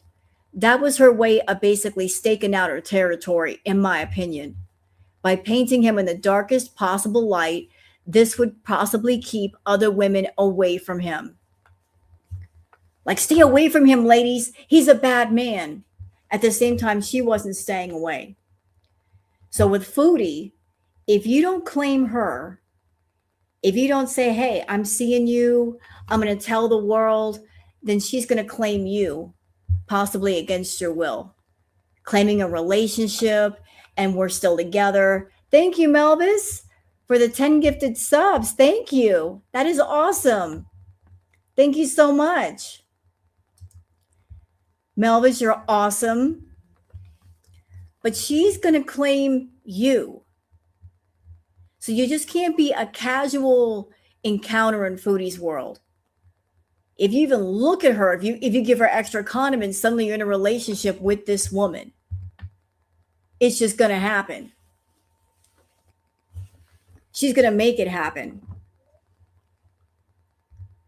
So during this time period, she was desperately trying to claim him. And let's think about Salah, talking to Salah. Salah's not even in the picture anymore, and she's still hanging on to him. She won't let go of him. He's been out for a long time, and she can't make up her mind. I'm married, but I'm not married. I'm married, but I'm not married. I'm going to Malaysia, but I'm not going to Malaysia. Is this BBJ? Yes, it is. This is BBJ. Poor thing. That's BBJ. Rest in peace, BBJ. But in Foodie's world, if you don't give her what she wants, and if you don't claim her, she will claim you. And she'll do it publicly because she wants to drag you into the spotlight with her. She don't want you with anybody else. You don't give her what she wants, she will tell people you're an awful person and you're abusive, even if you're not. So the manipulation is real. We have problems too, and I have problems already. It's just, I was disrespected, not like anything super major, but I was disrespected in a way that made me uncomfortable. And I really, really thought in that moment, like, am I happy right now with the way I'm being treated? No. It reminded me of ways I used to be treated, like in bad relationships. And that's awesome, Melvin. Thank you. You want to pay it forward? That's awesome. Thank you, sir. Much appreciated, sir. Gave me that bad vibe, and I thought, you know what? I promised myself. I'm almost fucking 40. There's so many men out there that would treat me the way I want to be treated. So I'm not settling. I'm not gonna say what he did, Cat Queen. I just don't want to get into it. So this is her like alluding that he did something inappropriate. Notice the vague language here. He acted inappropriately. I was uncomfortable. This is leading language. You're leading people somewhere, but you're not being specific about what happened. Like you're leading people, you're like, I'm going to lead you in a direction and then you fill in the blanks.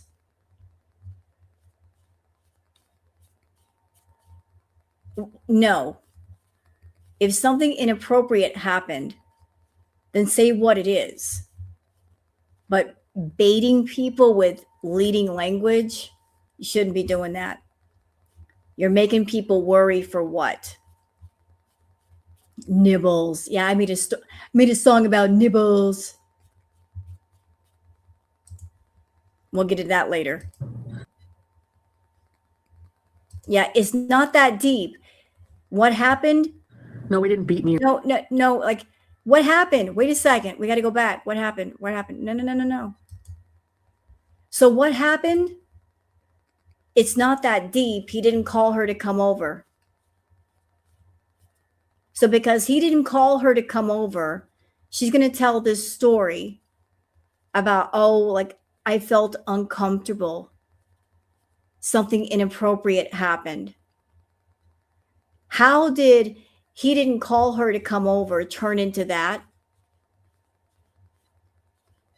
Somebody not calling you to come over doesn't become that. An uncomfortable, inappropriate situation. She was mad because he didn't call her to come over. That's it. So because you're not calling me to come over, I'm going to make up this story in front of my beezers and get them worried. I'm going to make them worry for me. Yeah, it's I agree, Megan. It's completely messed up. What this is punishment. This is a narc. This is an evil, manipulative narc, angry, pissed off, scorned, because they wanted something and they didn't get something. So this, what she was doing, is public punishment. I'm going to punish you. I'm going to get online. I'm going to lie about you. I'm going to get in front of my audience and lie on your name. Like, you don't do what I want, I'm going to punish you. I'm going to tell lies about you. You shouldn't lie about things like that. No, we didn't beat me or anything like that, but Bam. What did she just say? She just said, he didn't beat me or anything like that. So he didn't lay a hand on you. Even though later you said that he hit you so hard, you saw stars. But he grabbed your face.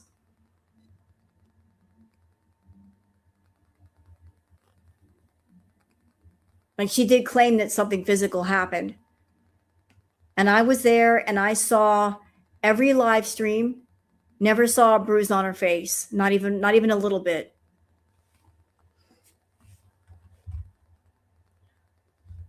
Not even a little.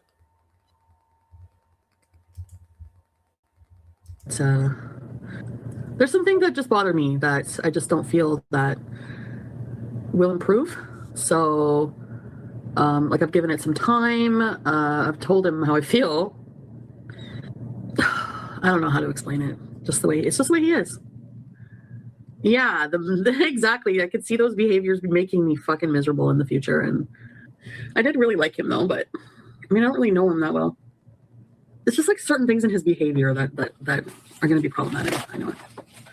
And you know what's fucked up? He knew it, because whenever I first met him, like the second day, we were in bed and he was like, I don't want to lose you. And I'm like, what? Like the second day, he's like, I know I'm going to say something to fuck it up or do something to fuck it up. Okay, take this conversation and reverse it. Usually with Chantal, if she's talking like the other person said something, reverse it. I have a feeling that he didn't say this to her. She said this to him. Doesn't it make more sense that she would look at him and say, I don't want to mess it up. I don't want to mess this up. I don't want to say something to mess this up. Doesn't it make more sense that she would look at him and say those words? It doesn't make sense for him to say it. It makes sense if she said it. So I believe this conversation happened. It just happened in reverse. She's trying to make it seem like he cared about her. Let me tell y'all something about Natter. I don't like him. He's a scumbag. But from what I saw of Natter, he never misrepresented himself. He was the same all the way through. Chantal, on the other hand, misrepresented herself. She came to him and was putting on her makeup and coming across as the generous, loving female. And then she started to shift into who she really was. She misrepresented herself. But he was an a-hole all the way through. He was like, I'm an a-hole and I know I'm an a-hole. Deal with me or not. And she chose to deal with him. But she was the one being fake. She was completely fake. So this conversation, I believed it happened, but it was in reverse. And I was like, nah. Yeah, he was right. Well, I took the video down anyway. I didn't think I showed his face. No, a lot of people message him like all the time and harass him. Like, he's not really happy about that. I didn't even say I was going there. I have I have something I have to do. Like, I'm not stupid. Like, I'm not, I wasn't born yesterday. Okay? I know what men are like. Like, what, I don't understand what what the commotion's all about. This man is like a snake charmer. Like I said, he's not my boyfriend. He doesn't owe me anything. What do you guys see? I can't see what you see. He says he never lies. Oh my God. Oh my God. You know what? And you know what? I knew, and I'm just like, whatever, I don't care. I just want to go and party. Guys, I feel so stupid. Oh my God, I want to cry right now. I don't deserve that. Like, I really put up with a lot. Like, I really listened to him and like did a lot for him. There we go. I was waiting for that part. I was waiting. There it is, chat. Look at all that I've done for you. Yet she just said a few minutes ago, he is not my boyfriend. So he is not your boyfriend. He is just a casual encounter, right? You just said it. He's a casual encounter. He has no emotional commitments to you. He might be your substance dealer, party buddy. Look at all that I've done for you. Look at all that I do for you. You chose to do this stuff, knowing that you were not committed to him, nor him to you. You chose to spend that money. You chose to spend your time. You chose to get wrapped around a dude that wasn't wrapped around you. So you get what you get. You jumped in the deep end of the pool and he was still in the shallow end. And he's not swimming to the deep end to join you. You jumped in the deep end. You did all that. Yeah, you know what, Joel? Here's the biggest joke of all time.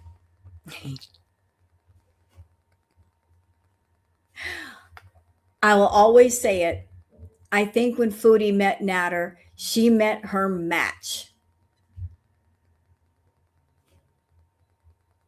She met her match in him. And the biggest joke of all time is that she met up with him and she looked at him and she probably thought, this stupid, skinny, desperate crackhead, I can wrap him around my finger. And he looked at her and thought, this thirsty, dehydrated, love-hungry, immature, spoiled, entitled brat,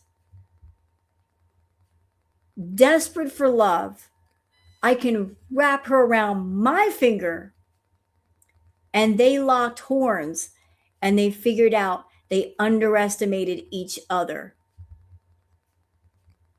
Sometimes people are brought into your life to be not your partner's life lessons. He was a life lesson for her. Everything about him that she hated was also in her. Every quality that he had that she couldn't stand was a quality that she had. It was supposed to be a mirror moment. He was her reflection in every way. He was her male reflection, and she never got it. She never saw it. She never recognized it. Like, me and I really don't like this person, but thinking about it, everything about him, that's me. Holy crap. That's me. This is how I am. This other person's just like me. And the way he makes me feel, is this the way I make other people feel? It was supposed to be a self-reflection moment, and she never got it. She never figured it out. You don't really know him fully, though. You know, just what I told you. Yeah. And that's why I'm here, because I did so fucking much, and all I did was get fucking yelled at. So fuck you. Fuck that shit. I did a lot. Let's just put it that way. We just had a very toxic, like, he was my boyfriend or whatever. I just felt like the more I did, the more, like, somebody would, like, appreciate it and fall in love with me, you know? I did things like, Yeah, just like everything. Yeah, Just like everything. like that, and that's your stupidity. You thought you could buy love. You thought the more you did for this man, the more money you spent on him, the more he was going to go fall madly in love. Love has nothing to do with a bank account or a pocketbook or a wallet. That's not where love lives. Did anybody ever teach you that? You can't buy love. You can buy companionship, but you can't buy love. So you had companionship, but you never had the love. Never did you have that. Never did you have access to that. Everything, like, just name something and I'll say yes or no. Everything, like, just name something and I'll say yes or no. Unhinged, man. As you probably guessed, I'm on my way back from Dom's. Want to be honest with you guys because I know that I'm going to get so much fucking hate for this, and I know I'm going to get so much backlash, and even possibly. Okay, I have to address this. I know that Natter likes to think of himself as being a Dom. He's not. I've met real Doms. I've talked to real Doms. He ain't it. He's just a jerk. He doesn't know what he's talking about. He doesn't know what he's doing. He has no proper knowledge of the lifestyle. Being arrogant is not being a Dom. Being a jerk is not being a Dom. Being abusive is certainly not being a Dom. And Chantal, she's not a sub. She's not submissive. She's not even a switch. She's a brat. If I had to classify her in any category for being submissive, which she's not, she's far too dominant in nature, she would be a brat. But she's not even a good brat. She's just a mean, nasty brat. And even a Dom that's into brats wouldn't be into her. She doesn't listen. So like she's never been a sub. She's never been submissive. She acts submissive, but being submissive and surrendering is not in her nature. There is a term called topping from below. I don't know if you guys have heard it. What is that? Topping from below is when you have a Dom and a sub. And during the play, the person who is playing the submissive is basically trying to top the Dom or is topping the Dom. Topping from below. So she comes across and says, yes, I'm submissive. No, she isn't. So she claims to be submissive to get attention from somebody, but then she takes control. She wants to take control. Like, I'll let you think that you are being the Dom in this situation and that you are being the top, but I'm actually being the top. I'm actually Doming you. I've got the control. I'll just let you think that you have it. So onwards we go. We'll possibly lose so much support from people. When it's good, it's really good, and it's hard to remember the really bad. Do you know what I mean by that?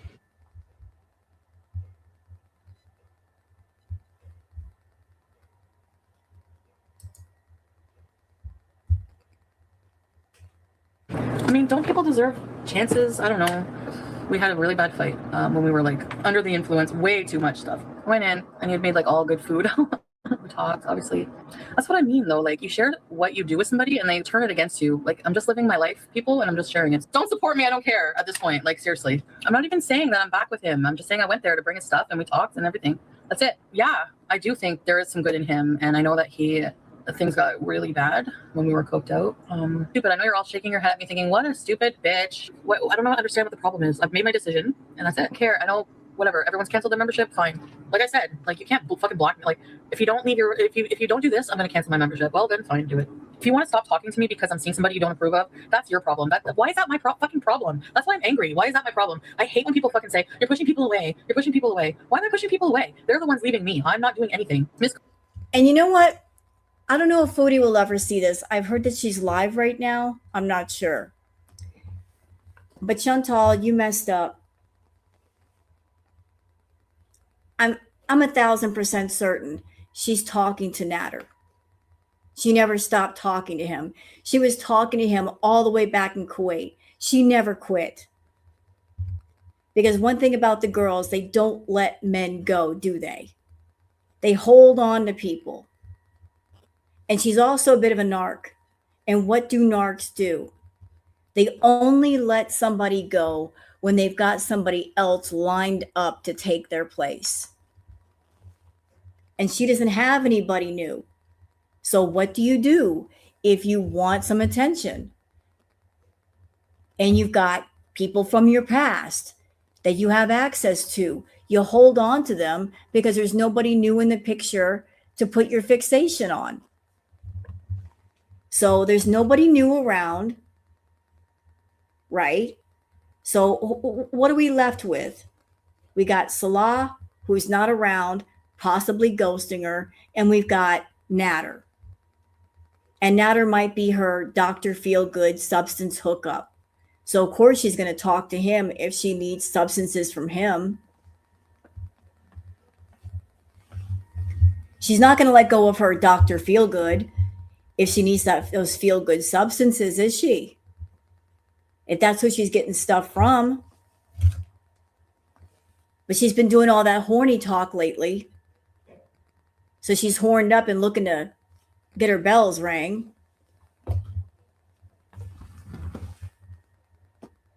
But here's the thing, Foodie. You messed up by talking about the DV, talking about the essay, claiming that he was abusive. You kept that dialogue and that narrative going for over 3 years because you wanted to be a victim. The price you pay for talking like that about somebody is once you say that, once you carry that narrative on through, you can't bring that person on camera with you ever again. Once you paint someone as being an abuser, that's it. That is all. You told your audience, your beezers, he hurt me so much. He was so abusive. And I don't think Natter would come on camera with you anyway or get involved with you anyway because of your level of crazy. He knows how vindictive you are. He knows how wrathful you are. And if he spent 5 minutes around you, he knows your level of crazy is even more amped up. He doesn't want to be involved with that right now. I'm sure like the court case is still going on. You bring nothing but trouble.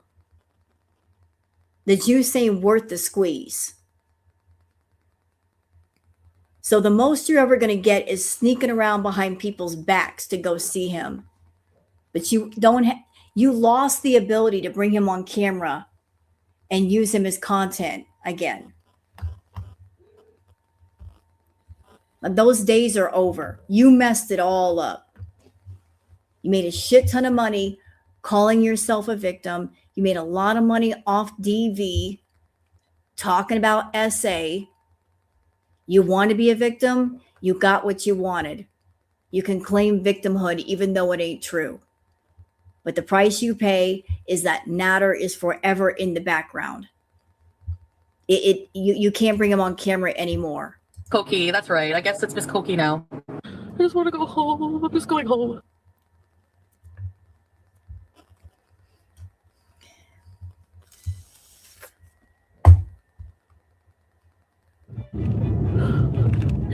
And I just felt this overwhelming feeling of like, I don't know, just a mix.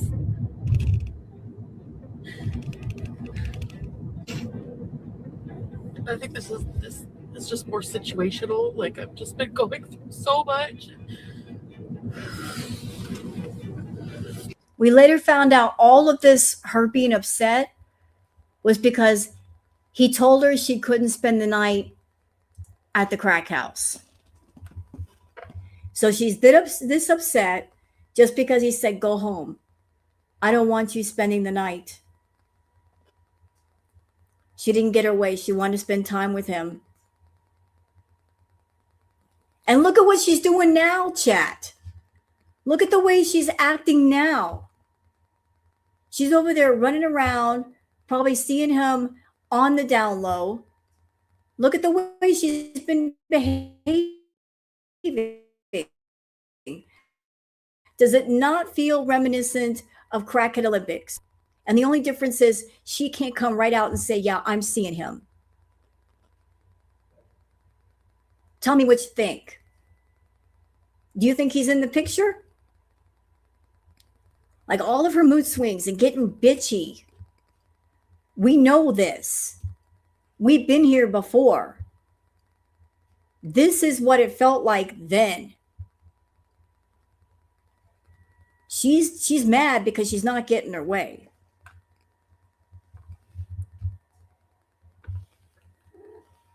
Like if Salah has ghosted her, if he's out, she's looking for some male attention. And if the male she wants attention from is not letting her spend the night, not ringing her bells, yeah, she's pissed off about that. She's pissed off. What's that? I know you won't see this. Oh, I'm seeing it. But all the signs are here, and she's literally live now without the camera on itself. That's not obvious or anything. And and people, I've been reading the chat, and it sounds like she's fucked up and upset. Gee, I wonder what happened. Did you go to Club Natter and knock on the door and they wouldn't admit you? Did the owner of Club Natter say you can't stay? Is that why you're mad? Sucks to be you. Sucks to be you. She sounds high. Well, that's a given with Foodie. You know, like, I know this sounds mean, but I would not put it past Natter that if she went over there with money to go get her bells rang, he said, you don't have enough money. I need more money. And then she comes back with more money. Oh, I just raised the price again. Because he don't want to do nothing with her. He does not want to do it. So he's just messing with her. Because he don't want nothing to do with Chantal. She was supposed to, did she return the car though?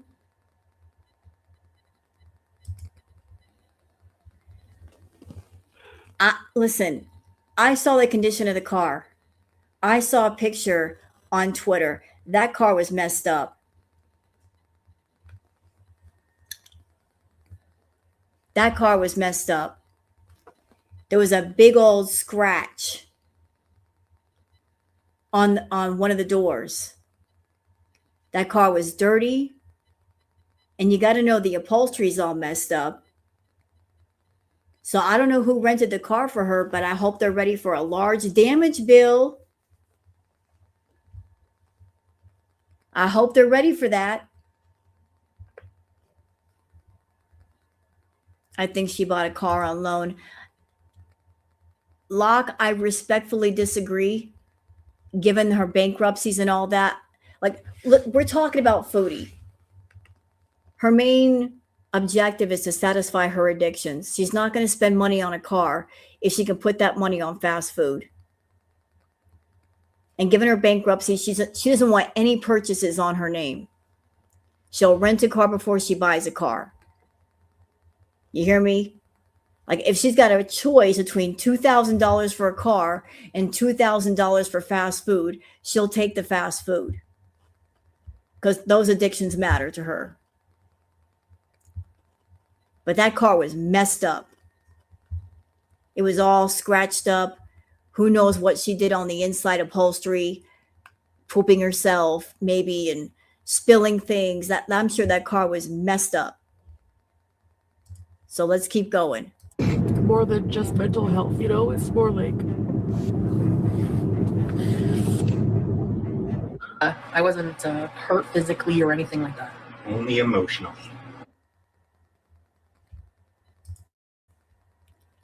Her insatiable need for attention is unrealistic and unattainable. True. Absolutely true. You can't give her enough attention. You give her attention, it's not enough. She wears people out with the fact that she needs so much attention. You're not allowed to have a life because she needs attention all the time. She literally exhausts people with the amount of attention that she requires. You can't have a life around her. Who am I watching? Foodie. It's a very suffocating trait, despite the fact that it's not humanly possible to satisfy this insatiable appetite. She punishes anyone in her path that cannot satisfy this need when she herself cannot even fulfill it. She transfers the burden to everyone around her.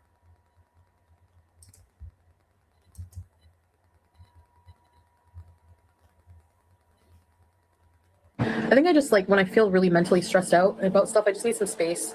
My extra anxiety and everything, my mood changes when I go to be with him, and not in a good way. I want to give a sign. If I ever give a sign, call, okay? I kind of just left him in the street, like in a shady part of town, because I think he's lying to me. Okay, yes, I lied to you. I like call the cops. I have time to kill you before they get here. Yeah, that's not normal. You guys don't even know like a fraction of it either. Just brush it off as, well, I know they have an anger problem, so you could have had all this. But you're lying, abusive, manipulator. I told you I'm going to talk about it. When I'm ready, I'm going to do my story. Okay, little bit of context. So, where is she at right now in this clip? You know where she is? She's at Natter's place. She was streaming from Natter's place. This victim, relaxed, streaming from Natter's place. She's in his house. So you guys will know everything. And so I know it's a bit weird for you right now, but just bear with me. Trust me. I want to see if he wants to say hi. You want to meet Don? Let me see if he'll say. I don't know if he'll show his face, but he's your buddy. Hi. Okay, one more tribute for them. Tributes. Did you just call him Daddy Natty? Chantal continues to accuse Natter and then defend him over and over. Yeah, flip-flop. Like, her feelings about him and whatever he did depended on how she felt. If she liked him, then he wasn't abusive.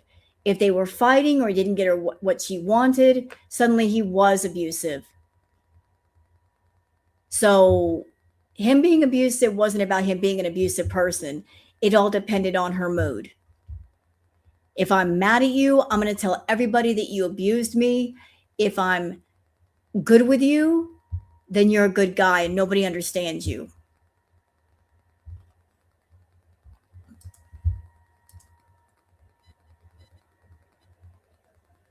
We really want to try to be really healthy. We are going to make kafta. That's an Egypt dish. I said I don't want to do the dishes because I have a white shirt. I'm not experienced like you.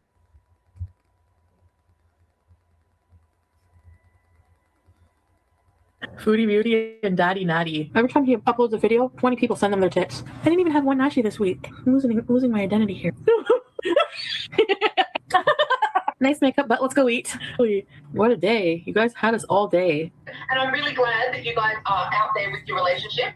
He's just overwhelmed with all this new attention, that's all. I was joking. The food's on the way. Are you gonna go get it for us? All right, time to get unready and wind down. When the food gets here, I'm eating, I'm showering. I've never been in a relationship so fucked, but so I can't leave it because it's also fucked in a good way. Maybe it's me that's fucked. I don't know. I get giddy on drama. No, you guys think that of me. I don't like that feeling. I don't like being told I'm a certain way if I don't realize it. It hurts my feelings. I make choices based off of emotion, yes, but not always. Didn't answer the phone? No, he's not asleep.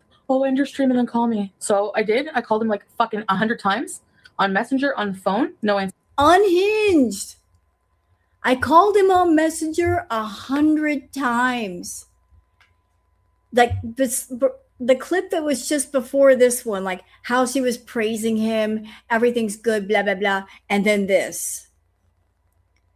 Remember what I said about Chantal being an extreme person? It's either one side or it's the other. one side or the other. Either we're really good, we're really, really good, or I hate you and you're abusive and yeah, like unhinged. Unhinged.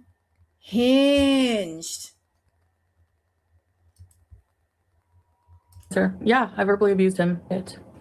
This is so childish. I give so much when I don't want to change, but I don't want to stay the same. You know. Oh, there it is again. Look at all that I've done for you. And thank you for putting that out, Debbie's World. Are y'all noticing something with Natter during this era? What is missing here that popped up during the Kuwait arc? There's no baby talk here, is there? No dad. She wasn't talking like that with Natter. This is not something that's been present all of her life, part of her speech. It only popped up with Salah,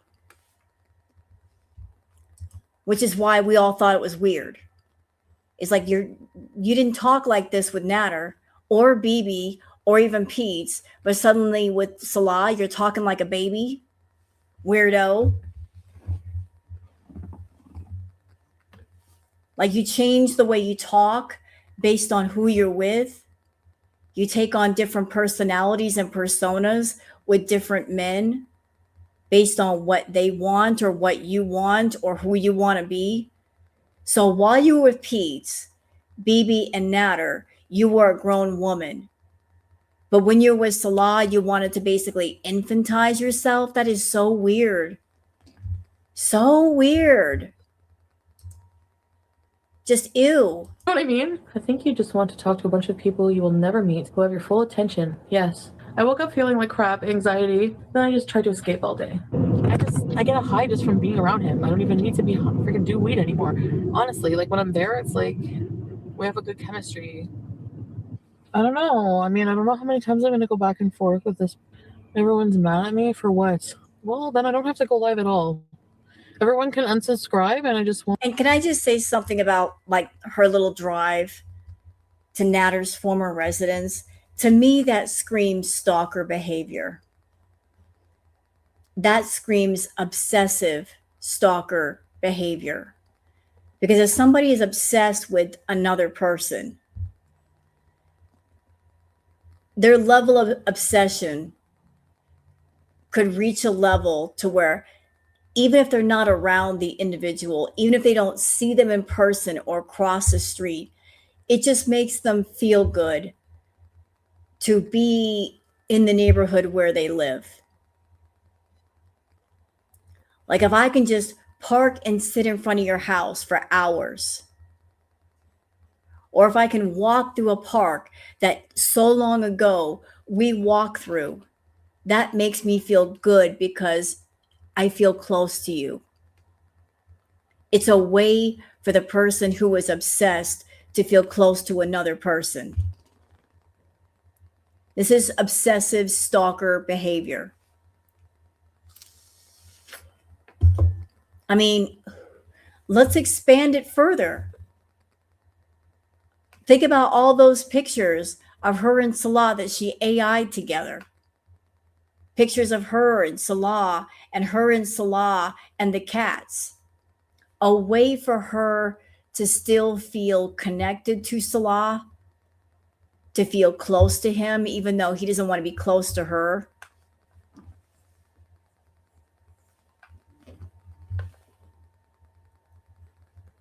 One cheek is dark. Does she have the lights on? I heard that she's got the lights off. But so like, she's always trying to find ways to be close to men and claim men that don't want her to claim them and they don't want to be with her. Whether it's making fake phony pictures or going and sitting out in front of their former residence unhinged. Like you're trying to lay claim to something that doesn't belong to you. looks bruised. All right, I'm going to ask you guys, because I have respect for people in the chat. I don't want to trigger anybody. You hear me? So I'm going to ask. Some people are saying her cheek looks bruised. Do you want me to go take a peek? I don't want to trigger anybody. If something like that could trigger you guys, I'll go take a peek. I want to see what's going on here. I'm just curious.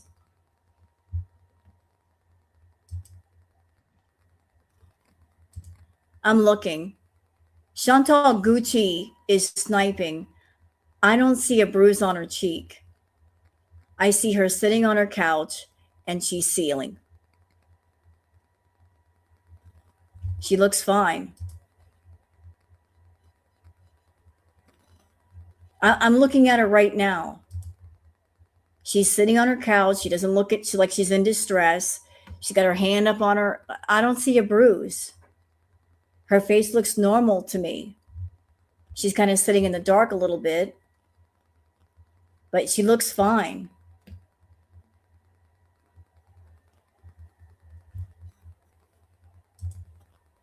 She looks fine to me. I don't see anything.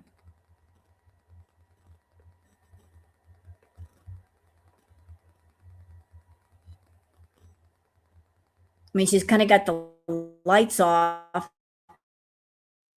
But listen, if Chantal's face were bruised, really bruised, it would show up really, really bad. She's got very, very fair skin. She bruises easy. If it were like a bruise, it would show up. Show up. So I'm not seeing a bruise on her face, honestly. She's got very ivory-like skin. So I'm not seeing like a bruised eye or something. I'm just not seeing it. I'm being honest. I'm not seeing it. Wait a minute. What's this? She moved her hand.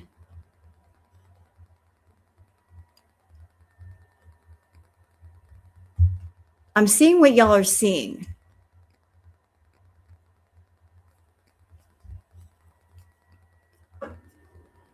But that could be from the filter. That could be from dirt.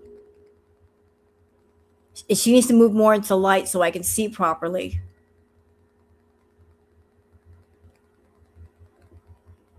Like the bruise keeps fading in and out. It looks like this kind of like the filter is failing because it's so dark in there and the filters can't work properly. Like one section, yeah, it's like a shadow. So I'm not seeing a bruise. I'm seeing like a shadow, maybe because the filters are failing because it's so dark. So like we're going to keep going with this, but I took a peek. I did take a peek. I want to see what was going on. She looks like she's fine. She's smiling. She doesn't look pissed off like something happened. So we're going to stay right here. Don't go live anymore. I'll just do recorded videos and then just, just because I come and change my mind doesn't mean you need to abuse me. Okay? Like, do you get that? Am I the only one with a brain? Like, honestly. Oh, boo-hoo, you don't like somebody on the internet because you don't like what they have to say. Tough shit. You're offended by everything I fucking say and you're blaming me for having a hug box? Blocking you makes me feel powerful. So sayonara, bitch. I may or may not have made a sex tape. I'm just joking. I want to say something. The reason I talk about Nader on here is because I feel like I'm talking to him. Boom. The reason why I talk about Nader here is because I'm talking to him. A lot of her live streams, it really wasn't for her audience. It was, I am desperate to talk to you and I want your attention. I want to get your attention. So she does that even now. Like when she wants Salah's attention, I'm going to talk about you and I'm going to get mad at you because I really want you to reach out to me.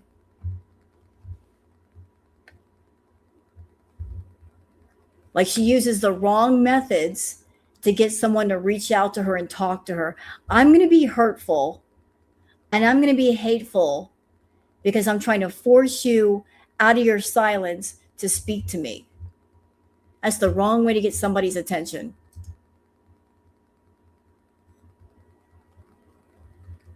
I want to give him a message and say, I'm shy, and say sorry when I agreed to not talk about you. And so Nader has a new video up on his channel right now. And if you love me, if I was there right now, you would kiss me with all this chocolate on my face. Yeah, I know. He uploaded a video. Check it out. It's him singing a love song. Nader's watching this going, oh, I'm earning every penny. Oh, I'm earning every penny. It's messy. Nader is not here. I wish he was here. I need to tell my story. I need to break this off to switching to, oh no, I love him too much. I can't live without him. And I was too high on drugs to really give a shit, honestly.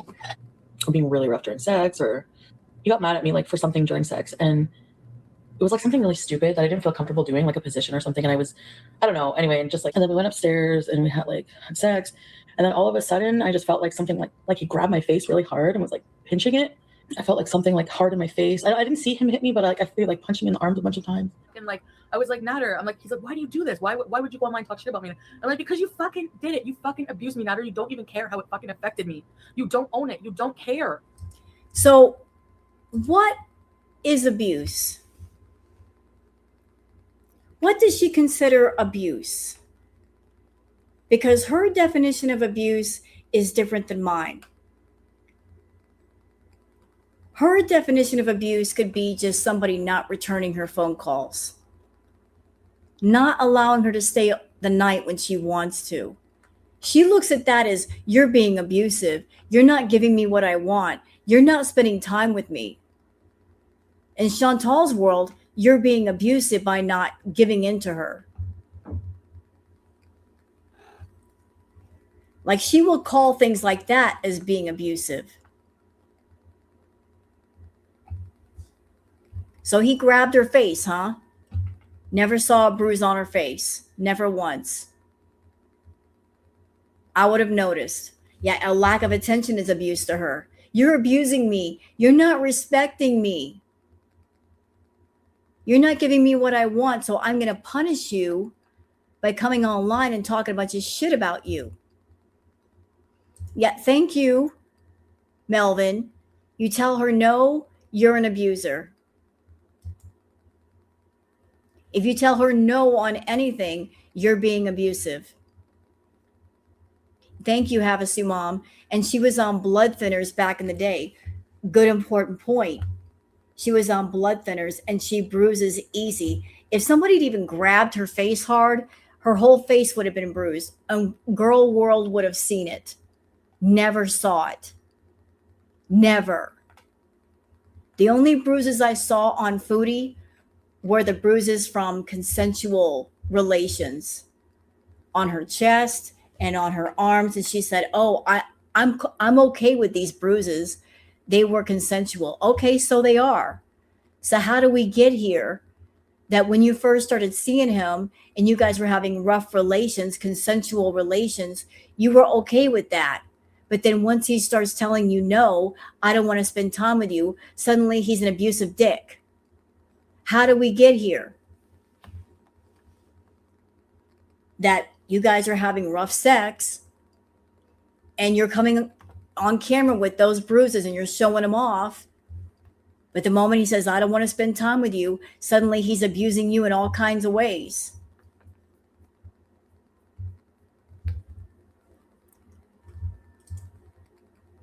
She sat there quiet the whole time. Nothing. And then he'll like excuse it by going like, I didn't smack you. I grabbed your face. No, you smacked me. And you don't own it. Do you guys ever have really rough sex? Do you find it scary? No, I'm serious. Oh boy. Who remembers this stream? This, along with Cuba Rage, is one of her most infamous streams, the Pumped Up Kick stream. This is the Pumped Up Kick stream. For context, for those who have not seen it, Chantal was very, very drunk this night. Very drunk. We're talking 3 bottles of wine drunk. And possibly on other things mixed in with that. But she was very, very drunk. And there was an incident, a school tragedy. Young ones died. She was on this stream singing the Pumped Up Kicks song. And even people in her own chat, they were telling her to stop. This was also the night that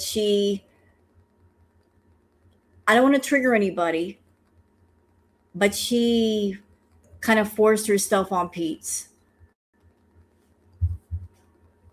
Like she laid down on top of him and basically forced a kiss on him.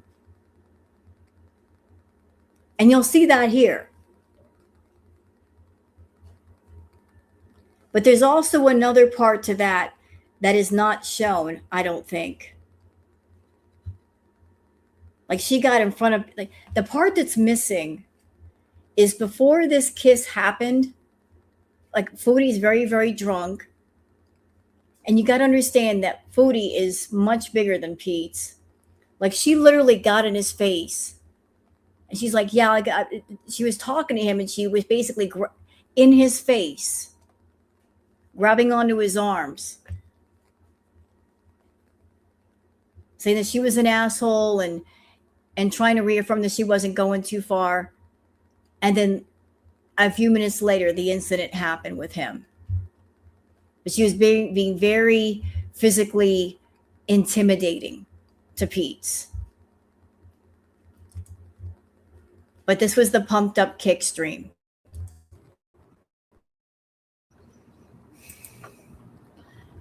Buster, that's not true. He's not a predator. Come on.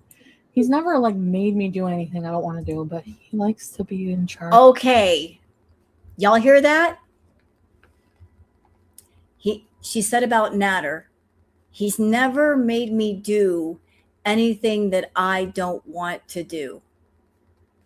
Well, that's a whole different story than what you were telling before.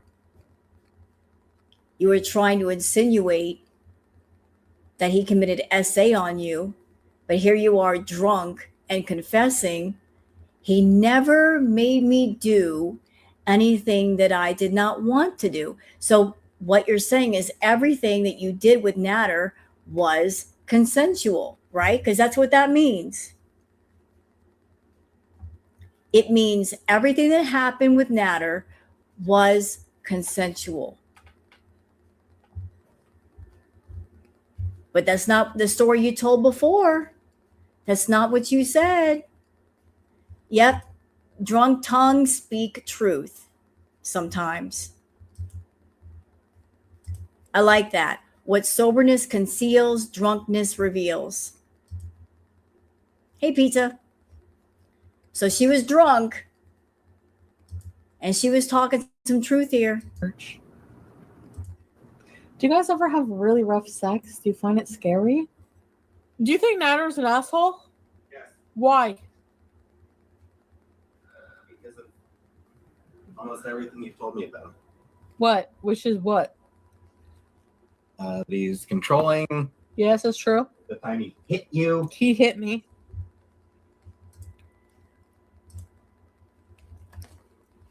This is important.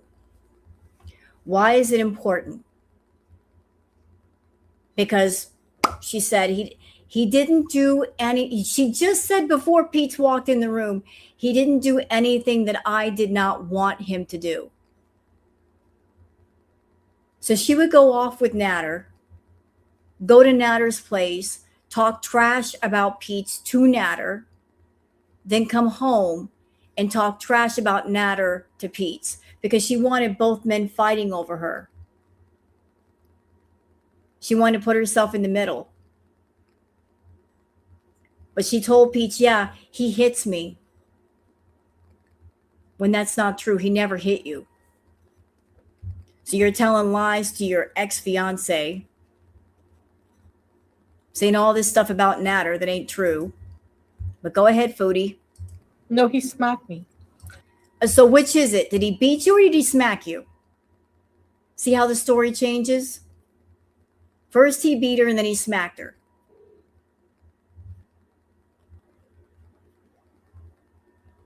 First he beat her, now he smacks her. See how it switches around? She shit talked Pete's with Natter. She shit talked both men to both men. The whole No, he didn't. He grabbed my face like this. So hold on a second. See what just happened? We went from he beat me to he smacked me to he grabbed my face. All within a few minutes. First he beat her, and then no, he smacked her, and then no, he grabbed her face. Why is the story changing?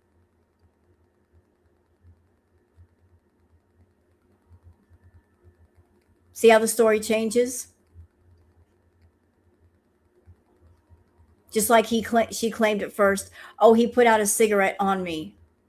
Then that changed to he flicked a cigarette. Yeah, because it's lies. That's why. Nothing but lies.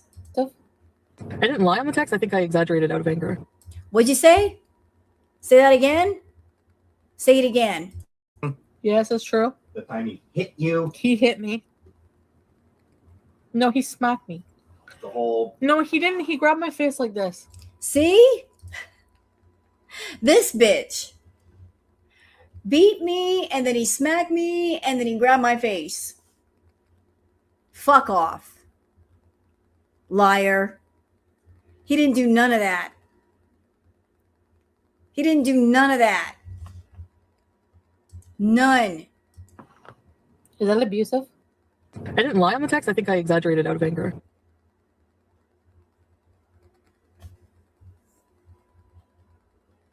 He does have a really good side. You guys seen that in his cooking videos. Like that's, I mean, I fell in love with a side of him that was good, you know? And it's not that I want to like screw him over or leave him fucked. And that's why I always, like yesterday I was like so like in love, like sure I was so in love with him and everything. But like one time we were like playing around, but he was like getting really like rough playing. Like he would like, he knows I'm claustrophobic. So he would like headlock me or like restrain me. And I was like, let go. I'm like, seriously, let go. I'm going to flip out. Yeah, this is important right here. So she's claiming that Natter did something, put her in a headlock. I don't see how that's possible. But she also claimed later, like, oh, I've got some PTSD, I've got some trauma because of what Natter did. And yet, look at this. Here's Salah with his arm around Chantal. Nothing? Nothing? No trauma there? Okay. Like stuff like that. Like, oh, he has a really fun side too. I'm a bit annoyed that, you know, it's hard for me to feel happy, like I said, for his success, because I know that like we are very loving with each other, but like something like he's just very controlling, possessive, and I guess abusive. Again, reverse that situation. He's controlling and possessive. Reverse that. Nah, he's not controlling and possessive. You are. You were talking about yourself right there. You're controlling and possessive. You're talking about yourself and you're attaching his name because you want to make it seem like he wants you there. He wants to possess you. No, you want to possess him. You still do. I wouldn't still be talking to Natter if my BBJ was hurt. So basically what happened, because people are confused, we had like two really, really, really bad fights. BBJ was like in the way, walked like on the couch, you know, like the middle part of the brown couch, just kind of like get out of the way, like kind of like swatted her away. I'm not trying to like downplay it. It did upset me, obviously, a lot. So that's the last time I'm going to address it. It doesn't hurt my feelings if you guys don't like me. I don't care. I'm not here to make friends. I'm not here for you to like me.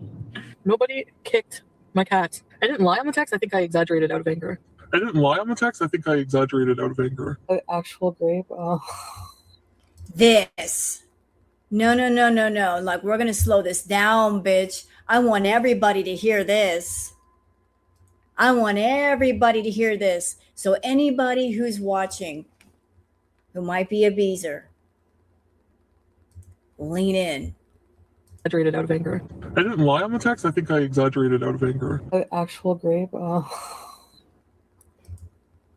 Um.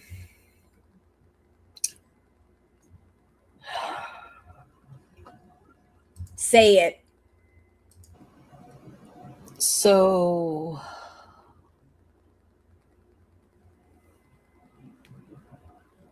Say it, bitch. I didn't lie for revenge, but But you lied. I didn't lie for revenge, but you lied. But you lied.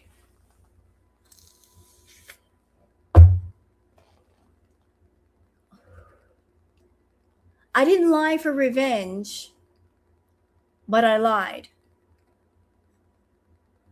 It's always been a lie.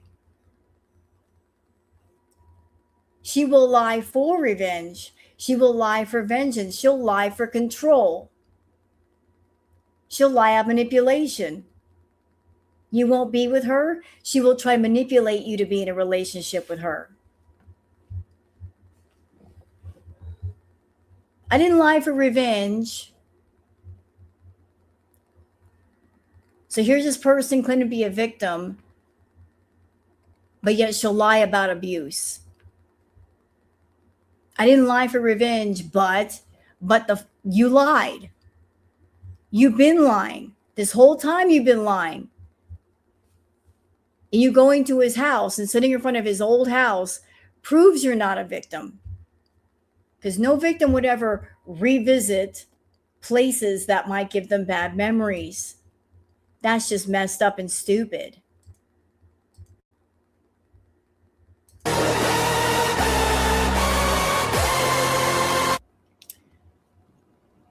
I exaggerated it. I did.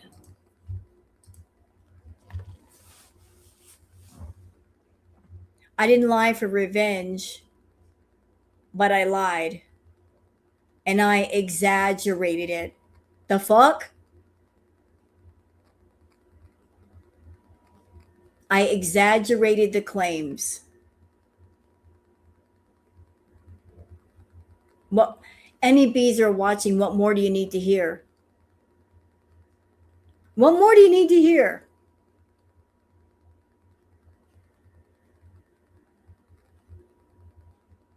What more do you need to hear? 3 years she's been running with this narrative of he is so abusive. He did all these horrible things. You guys don't know what I went through.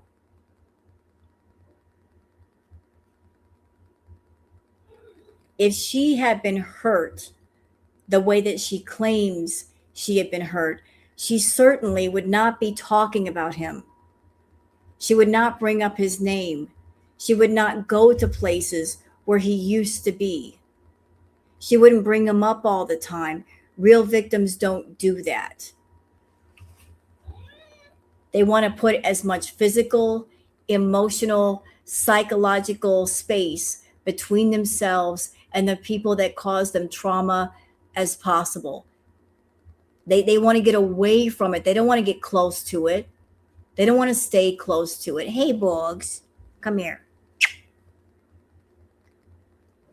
But if you want to know if Foodie was telling the truth out of her own mouth, her own words, I didn't lie for revenge, and I exaggerated the claims. What victim exaggerates things? What victim lies about things? What victim lies for vengeance? If you're a victim, all you need is the truth, and the truth never changes. There's one version, and that's the only version you need. The only version.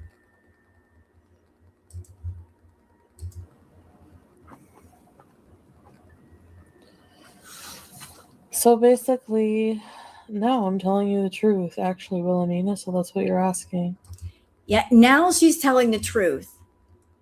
And this after months and months and months of scaring her beezers to death, making people concerned for her welfare, after making thousands upon thousands of dollars in super chats, claiming to be a DV victim. Chantal made so much money claiming to be a DV victim. Sympathetic people in her audience who have been through that or knew someone that went through that, they were throwing money at her. She made a lot of money claiming victimhood. So she got all that money. So she kept it up. She kept coming forward with these stories of things that happened that never happened. But now she's telling you the truth. After making all that money and putting it in the bank, now she's telling you the truth. Oh, so I did lie. So, well, he's. Remember when I first, before you knew his name, I called him Dom for a reason. Because remember the first stream I talked about him, he's kind of aggressive. Because he's aggressive. Like, he's a Dom by nature. He's not a Dom. Aggressive does not mean Dom. You were trying to live out some twisted, toxic, fucked up 50 Shades of Grey shit back in the day. You're not Anastasia Steele. He was never Christian Grey. But you're trying to have your own version of that. And it was a really piss poor version. Because both of y'all are idiots. He's a very Dom and... Hi, J-Boy. He's very sorry to talk. I know I'm saying hi and then talking about serious. I'm sorry. Yes, and this was the era where she made 20 grand, 30 grand a month. Okay, the 7 deadly sins, like engaging in BDSM. Start with light BDSM play to explore and discover what you like, don't like. Establish clear boundaries and consent. Agree on a safe word and immediately stop play if either party uses it. Discuss interest and limits beforehand. This is just like basic stuff. He's not a real Dom. Because like I said, I've talked to real Doms. People who are real Doms, before they even engage in play with the sub, they will sit there and they'll talk to you for hours, days, weeks. They want to know all about you. They want to know about your dating history. They want to know what kind of boyfriends or girlfriends you've had, if you've had any bad experiences, have you been through anything traumatic, what things you like in bed, what things turn you off. They want to know it all. They want to get to know you before they even think of playing with you. So he's no Dom. He wasn't interested in learning about Chantal and turning her into his sub. If anything, she was just a pay pig. She was his pay pig that also bought, chemicals from him.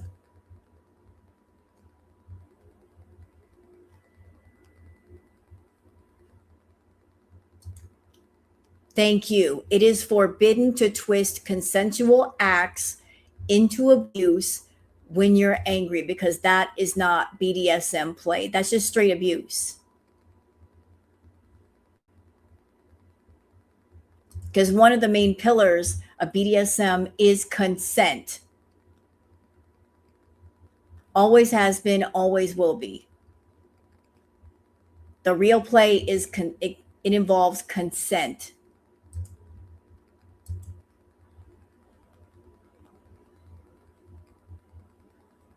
Amanda, did make you drop the charges, and did he tell you he wouldn't talk or see you if he didn't?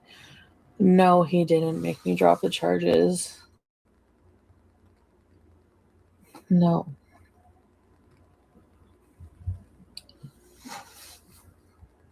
I definitely exaggerated it by making it sound like... Now there she goes again, saying I exaggerated it. She was playing power games with him. You've got a criminal past, and if you don't give me what I want, then I'm going to make trouble for you. I'm going to go with the cops. Like, as I remember it, he had a probation officer, did he not? So if he had a probation officer, he's already on probation, like he was still kind of in trouble. If he had a criminal past, then it's like, I'm going to take advantage of this, of your criminal past. The fact that the law already knows your name. I'm going to swing that to my advantage by holding that over your head. You better give me what I want, or I'm going to go to the cops and I'm going to make up some charges and possibly get you arrested.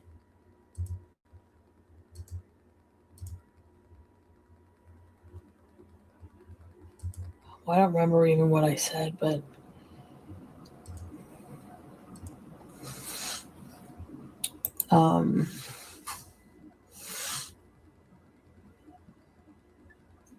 what a accountable beauty. So yeah.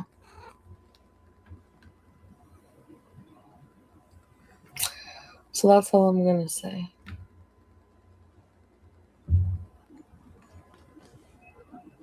No, they're not together that way, but I think they're friends with benefits. But I don't want to talk about him or Dee Dee, because I know he doesn't like it.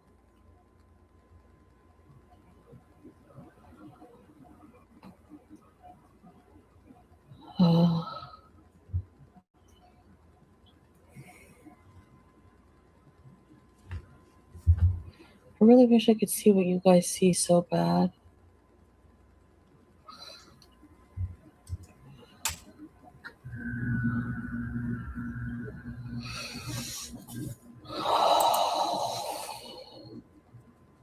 You know when you just can't wait to touch somebody that you miss so bad?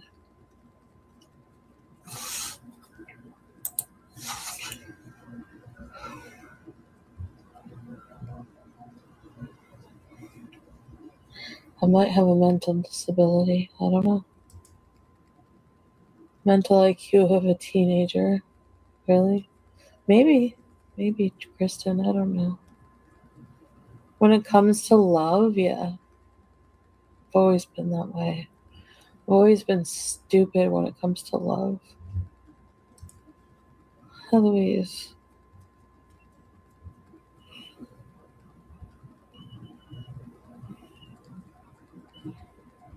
You should stay with him.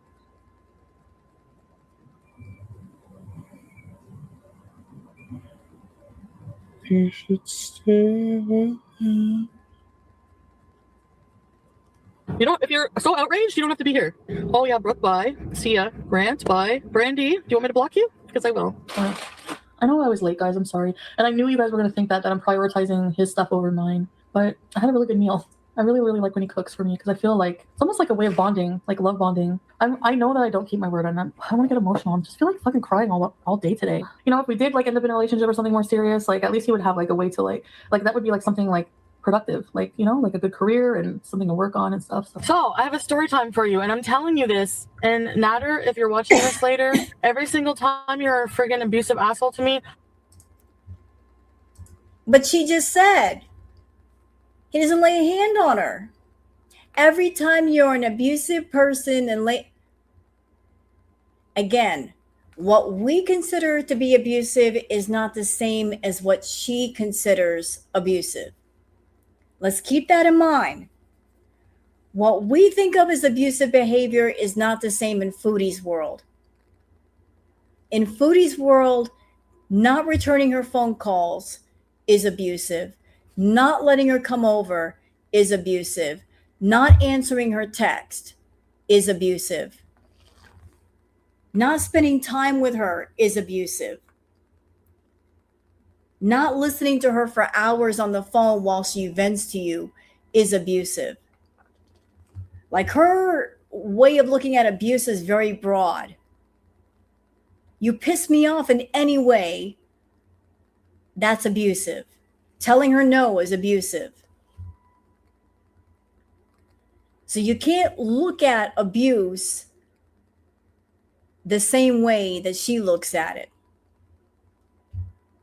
She's going to label a lot of things as being abusive when they're really not. But yet those who are her beezers that are in her audience, they're going to take it the normal way.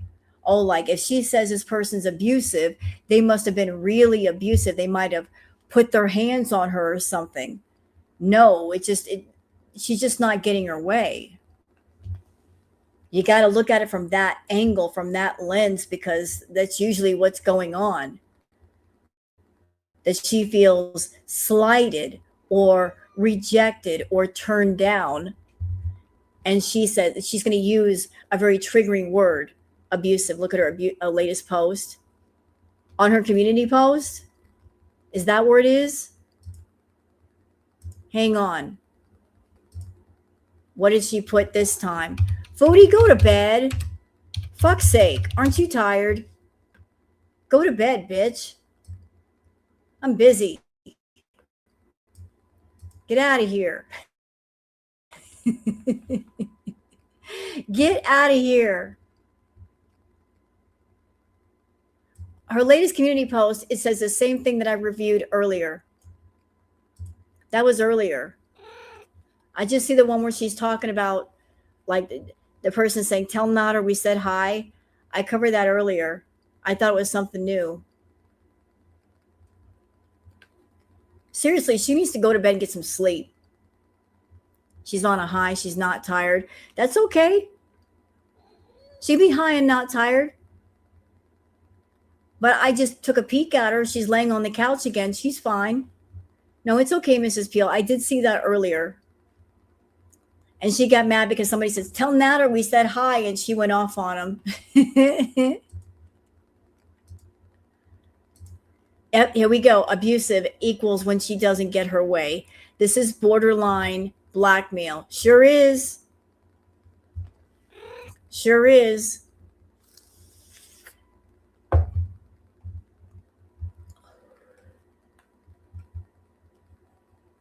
When someone doesn't get their way and they're claiming abuse, that is borderline blackmail.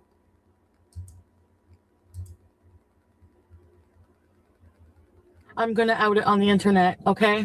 So you know what? I just fucking... Yep, weaponizing her YouTube like everything else in her life. So you're a man in her life. You don't give her what she wants. She's going to weaponize her audience. She's going to weaponize her beehive. Oh, you're abusing me. And then what happens? They're going to go to his channel and raise a bunch of hell. And maybe do other things to make trouble for him. If you piss me off, I'm going to say a whole bunch of lies that get people pissed off, and they're going to come after you. Yeah, Booger. What are you doing, Booger? What? Booger.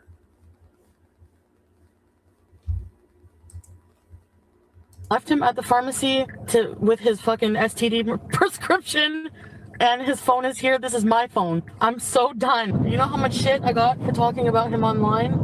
You did what you did. I'm not lying to people. You did what you did. If I don't remember, to me, it didn't happen. Like, I was gonna pay. But wait a minute. She just said she exaggerated the claim, so I guess he didn't do anything. How old is Booger? I think he's like 11. She's kind of an older cat, did you, baby? I guess you consider her like a senior cat, like she's over 10. Did you, baby? Did you, baby? She's kind of an older girl. But she's my girl, huh, baby? She's my kid. Want to sit up here with me, Booger? For his gonorrhea medication. Hi, guys. If you don't want to be here, you don't have to be. Like, I'm doing what I want to do with my life. If you approve or not. I'm different because you guys treat me different when I'm here. That's why. I never cried for anybody's support. I just come on here and cry about my life. And where is she here? She's at Nader's place. So this person, Foodie Beauty, has claimed that he's put his hands on her.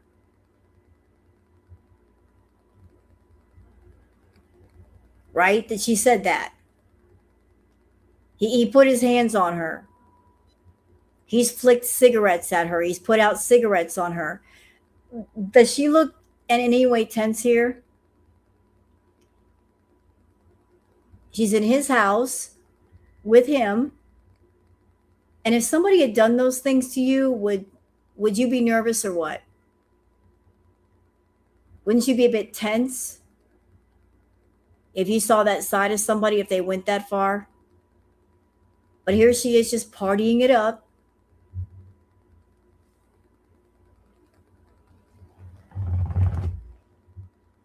And another thing of note, every time she saw Natter, he didn't have a car, he didn't have a license. She had to go to see him every single time. She had to drive to see him. Melvin, I think that was a pipe burn. I don't know if it was the herb or a pipe burn, but I think that was a pipe burn. Yeah, she's not even scared. If you're around someone who's abusive, you will be scared. You'll be on edge because you wonder, are they going to blow up? Are they going to blow up at me again? But as you can see, she's perfectly relaxed, not afraid at all. Got music on, partying it up. Yeah, but that situation with the lip, that was from a pipe burn. Who goes after their abuser? Nobody. No one. She was never scared of Natter. Never even flinched when he walked in the room. Friends right now, that's all. No, I don't remember a lot. I probably do too many edibles. If I don't remember, to me, it didn't happen. I do change my mind a lot about how I'm feeling. Yes. So I'm gonna go eat. All right, love you guys. I mean, I have fucking gonorrhea. You don't think I would admit if I had herpes? I was disappointed that you went over to his place. I was there today as a friend to help him. I'm just going to stop it right there. Yeah, that's what was going on during Crackhead Olympics. The situation above the lip, that's what was going on. So this person, Foodie Beauty, that claimed, we just party every once in a while.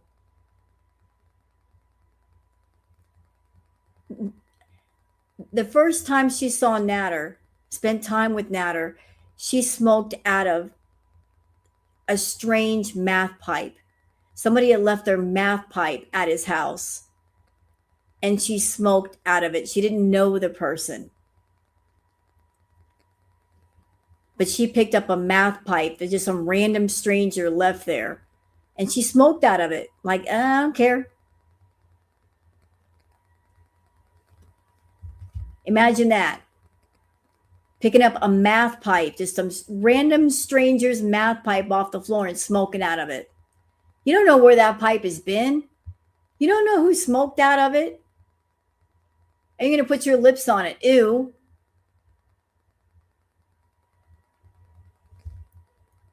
Yeah, she did all that. But I'm not surprised. I mean, she did give some lip service to Natter. She raw dogged Natter with the lip service, and we heard what happened. He gave her a special little gift for her throat that she had to go to the doctor for. What this video was in talk, and that's it. I won't go into like too much detail, but so what's the deal with gonorrhea? I want to know, because an STD means it can only be transmitted by sex, right?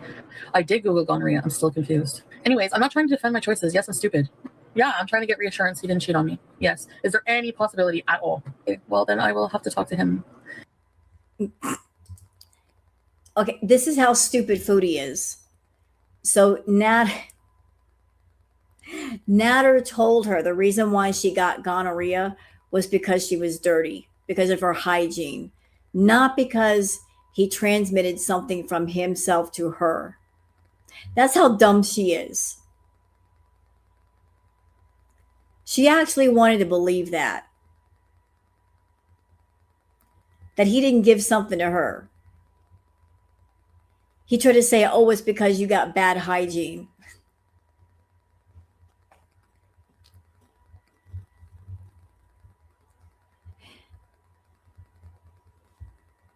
That's how dumb this woman is. Because, guys, you don't understand. I have love for this person, so it's hard for me. You guys don't. And I know you're screaming at me and just like to wake up, but I don't see the same thing you see, you know? for sure this time, but like his cooking every single freaking day. And I know I'm continuing to lose weight because of that too. That helps. Well, right now we're broken up and blah, blah, blah. And then the next day, oh. Yeah, this was the only time that Chantal ever lost weight. She did lose weight during this era, but that's because of all the Coca-Cola she was putting up her nose. Chantal did honestly lose weight, and you could tell in her face, her ears weren't plastered to her head. You could see more of her cheekbones. She did lose weight, but that's because she was doing so much Coca-Cola. The Coca-Cola was the only thing that kept her away from the fast food for half a second. And then she gained all that weight back and then some, but she did lose weight for a while. Oh, I'm so in love. I know. He calls people back. He told me that. He shows me those things. Don't be mad and talk shit about him. Don't be mad and talk shit about him. What am I even fucking doing with my life? Honestly. Say to somebody, oh, play with my boobs, and if you don't like to play with your boobs, get some respect for yourself. La la la la la la. I'm not a relationship. I'm not with you. Listen. It's not gonna happen. I don't have sex with her, guys.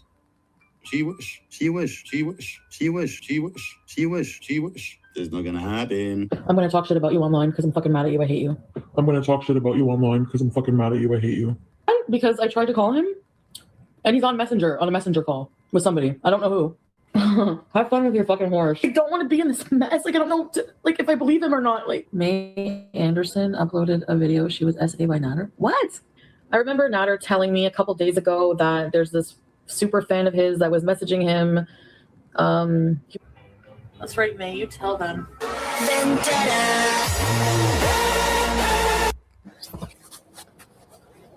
Oh, here we go. Was this CPAP Rescue? I think this was CPAP Rescue. This is the night that she stormed over there and I want my stuff. Yeah, look at her. Like she's supposedly angry.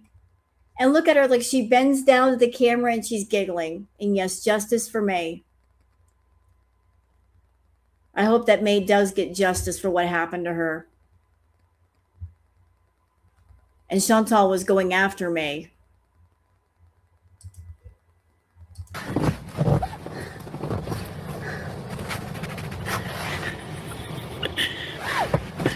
Yo, can I get my stuff?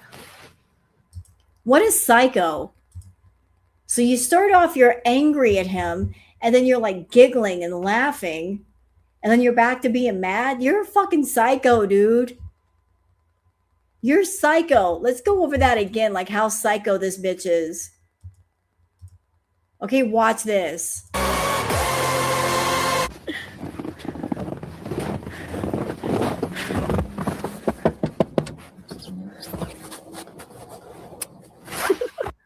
Are you kidding me?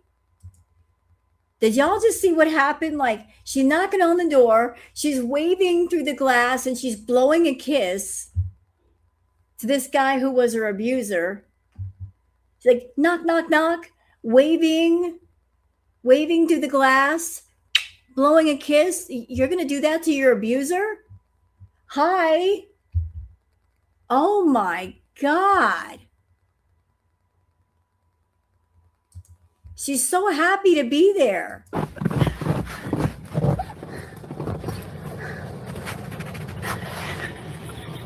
And laughing.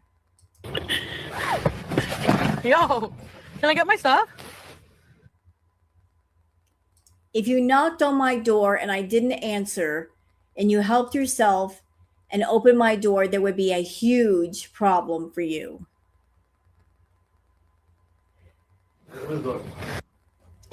Excuse me. Sorry. Okay, well, let me in then.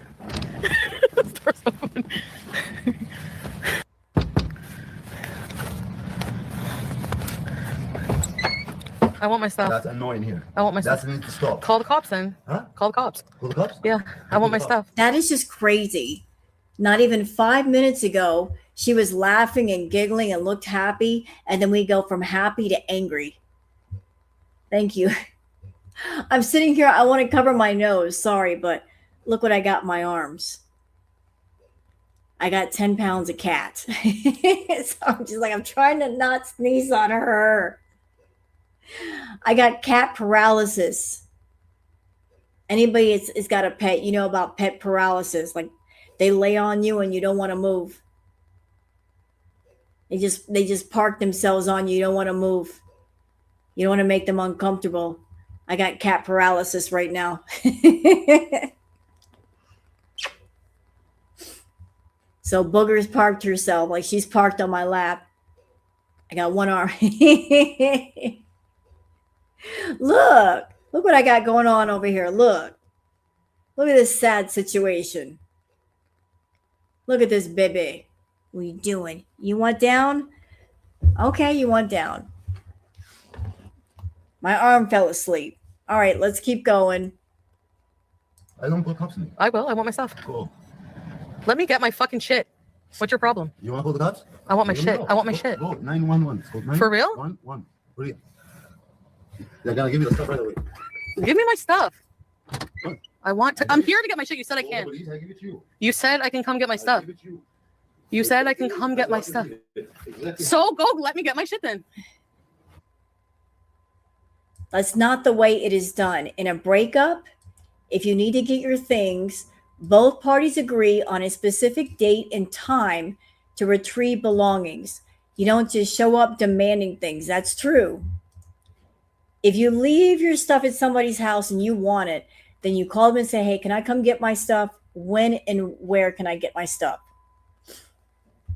Because you're still going to their residence and you're working on their time.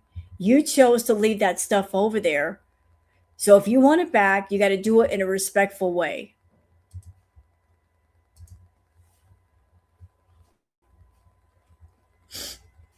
Where's my video?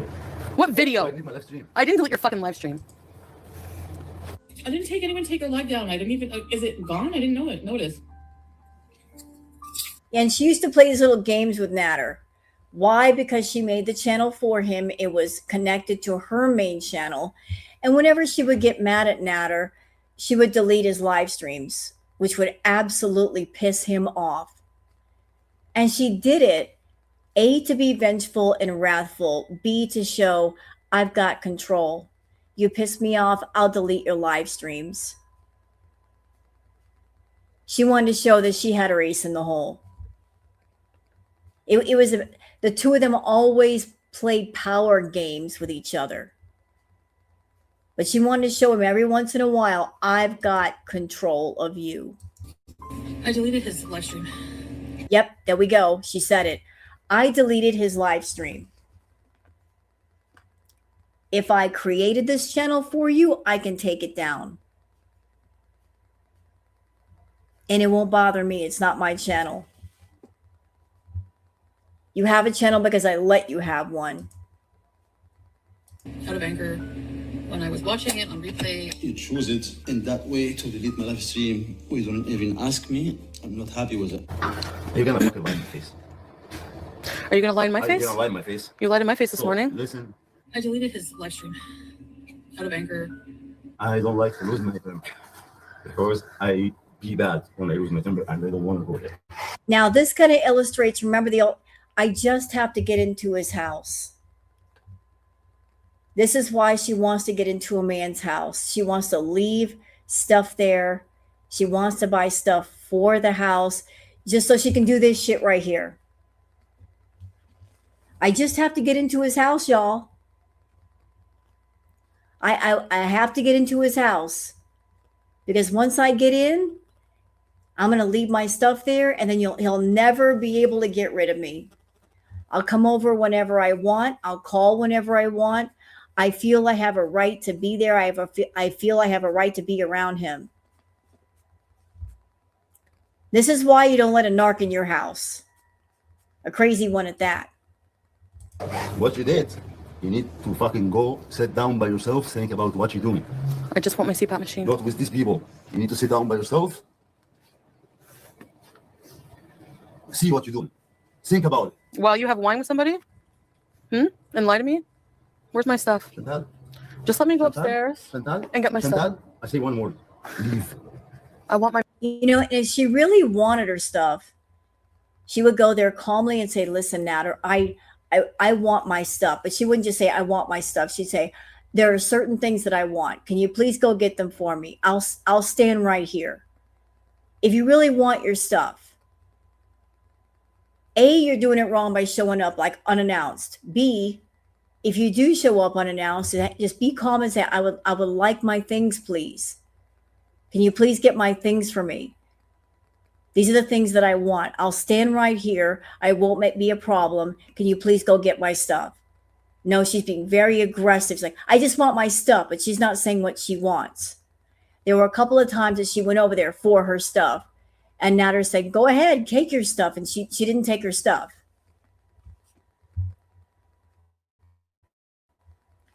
That's a good question, Liv. If he was an abuser, why go alone? Who would do that if you were a victim and if you felt afraid? Why would you go over there by yourself? Why not take a police escort or bring Peeps with you? You'd want some backup, right? But she was completely unafraid here. She wanted to start a fight. If I'm not mistaken, Dee Dee was at the house this night and she just wanted to get in the middle of it. She wanted to ruin it. Machine. I'm not leaving without my stuff. I came all the way here for my stuff. Leave. I'm not leaving until I get my machine. Leave. Nope. I don't like to lose my temper. Yeah, about the CPAP, she had 2 of them. She didn't need the CPAP. She's got 2 of them. She had one at her house. There was another one in Natter's place. So she wasn't in dire emergency need of the CPAP. She had one. It wasn't like that was the only CPAP she had. She had one at the villa. She's got her regular one and she's got a travel one. The travel one was at Natter's place. So there was really no reason for her to be there. What you did? You need to fucking go sit down by yourself. What you do? I just fucking see Dog music.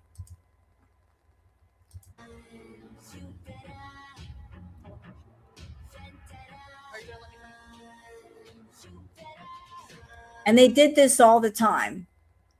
He would do a stream, then she would do a stream. They fought publicly.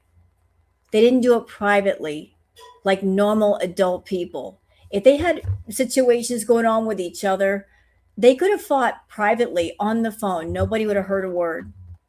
That's what normal people do. But these 2 idiots, they would get on the live streams and fight with each other, literally fight. Using YouTube, using the audience because they wanted to monetize their fights. They wanted the views. They wanted the money.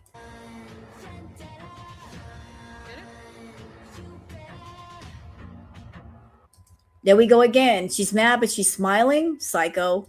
Should I come get it? I'll be back. See, what she wanted this night, she didn't want her stuff.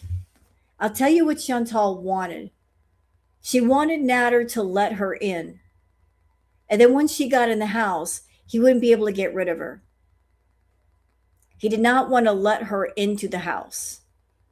Not just because Dee Dee was there, but once she got physically into the house, it would be a nightmare to get her out. That's why he didn't let her pass the door. Because if you let her in the house, she's going to make a scene. So he was smart. He didn't let her in. She wanted in. Back, guys.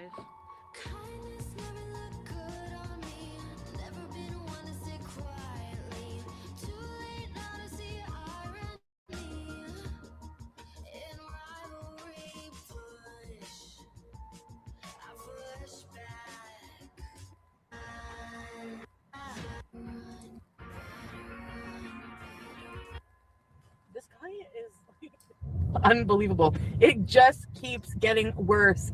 I'm at my wit's end. I cannot handle anymore. You need to F off. Like, you're gonna go and take action against me for what? I didn't delete your stupid fucking video. I deleted his live stream out of anger. You even said so yourself. I changed my password. She has linked to my account. You even said so yourself. I changed my password. She has linked to my account. You're letting your... I'm getting Starbucks. Oh no, I gotta get gas. Sorry. You're letting Your little minions get in your head. I did not delete your video. I don't have access to your account. Contact YouTube and prove it. Actually, I'm really looking forward to that. I did not delete your video. I don't have access to your account. Contact YouTube and prove it. Actually, I'm really looking forward to that. I deleted his live stream out of anger. You need to like lay off the drugs or something, okay? I don't know what your problem is, but you're paranoid. And the fact that you have $4,000 right now is because you have a fucking channel that you're earning ad revenue from. Yeah, let's talk about that. Let's talk all about that. The channel that you created for Natter was under your channel. Because anybody who's got a profile on YouTube, did y'all know that you can create other channels that connect to that channel? You can make a whole bunch of accounts under your main account. So she created the Natter El Shami channel under her main account, which also connected to her Google AdSense, which meant that the revenue that was being generated on the Natter El Shami channel went directly to her Google AdSense, and that's why he had to wait once a month to get his share of the money. Because Chantal, she is stupid, but she's not that stupid.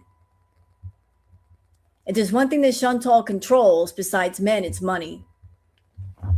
She's not going to let a man make his own money. Oh, hell no.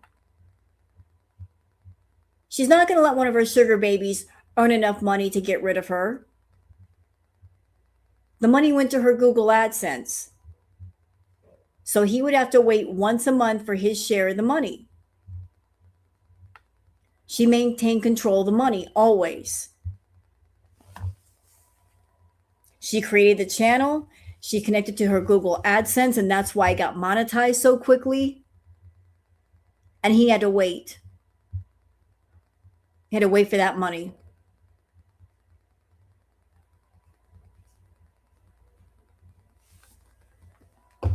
Yeah, she was a control freak. She's not going to set up any man in her life to be independent and make their own money and have their own control of themselves. Like, she always wants to maintain control.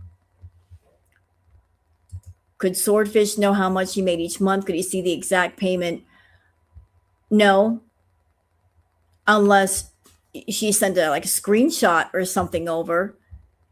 Because you only see how much you make if you look on your analytics for that page. So unless he had login information and whatnot, he wouldn't be able to see that. But she controlled the money. You ungrateful fucking prick. How do you know how much I made? How much he makes? E.g., his channel is under Chantal's account. Boom! Boom! Say it again, Peeps. Say it again. Say it again, sir. What was that? Say it louder. Actually, I'm really looking forward to that. I deleted his live stream out of anger. You need to lay off the drugs or something, okay? I don't know what your problem is, but you're paranoid. And the fact that you have $4,000 right now is because you have a fucking channel that you're earning ad revenue from. You ungrateful fucking prick. How do you know how much I made? How much he makes? E.g., his channel is under Chantal's account. Mine is under my own independent account. So that's why I need the month-long review. Out of Pizza's mouth. Which makes sense. Because as I remember, the Natter El Shami account got monetization pretty quickly. And the way it goes, if you have a YouTube channel and you want to get monetized, there's a whole process and it takes a while. You got to get a certain number of subs. Back in the day, it was 1,000 subs and 4,000 watch hours. So you get 1,000 subs, 4,000 watch hours. Then as soon as that happens, you get notified on your YouTube studio to set up a Google AdSense. Right? And then once you get your Google AdSense account set up, then the next process is they have to send you a PIN number through regular mail, which may take another few weeks. The Nader El Shami account got monetized very, very fast. Why? Because it was under Chantal's account, which means that connected to her Google AdSense and her bank account, which means she got all the money. So for Nader to get paid, he had to wait for Chantal to get paid. And that's why right around the 21st or the 22nd, when her payday was, he would have her over to get his share of the money. But even Peeps is telling on her right here that it was under her account. A brand account is an account that is specifically for your brand. This account is different from your personal Google account. If a channel is linked to a brand account, multiple people can manage it from their Google accounts.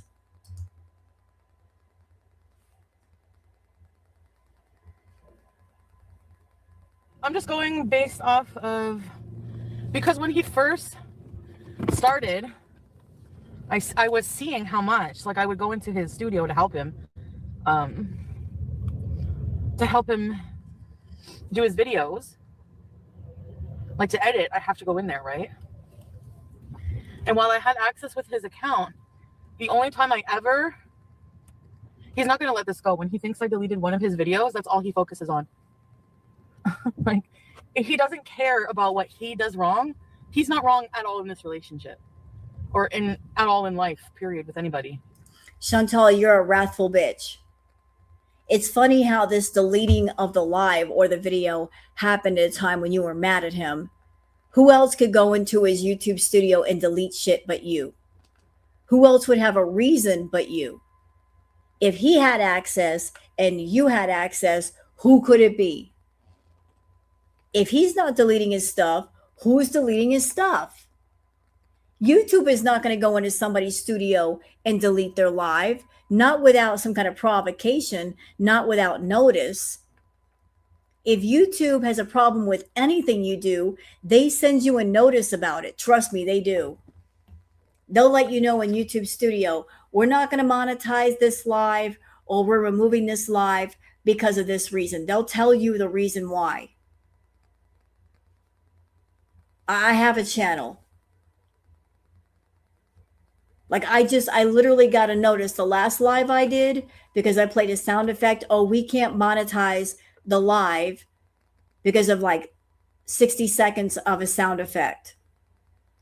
But that's an easy fix. You can just, clip out that part and you can monetize it. But anytime YouTube does something, they let you know. So all of a sudden his entire live is gone. And it was during a time when you were mad at him and it wasn't you. It was you. You were mad and you wanted to show you were mad. So anyway, and yes, people who are saying, well, now she only wants to contact the police now because she's mad. Well, yeah. Well, now she only wants to contact the police now because she's mad. Well, yeah. Another admission. So she only contacted the police because she was angry, not because of any abuse, not because he did something wrong. She was just mad. She was just mad. I'm sorry. You get mad at somebody is not a reason to contact the cops. You contact the cops when there's a crime, when justice needs to be served, not when you're angry at somebody. Yeah, this was never about trauma. Trauma was just convenient. Read it.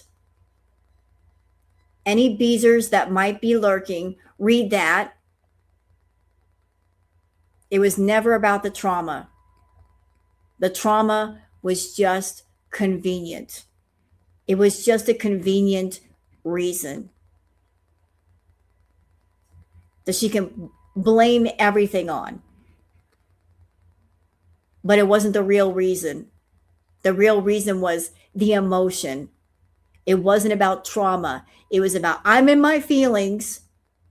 I'm feeling a certain way. And I want to punish somebody for feeling this certain way. I did not get my way today. This is what we're talking about.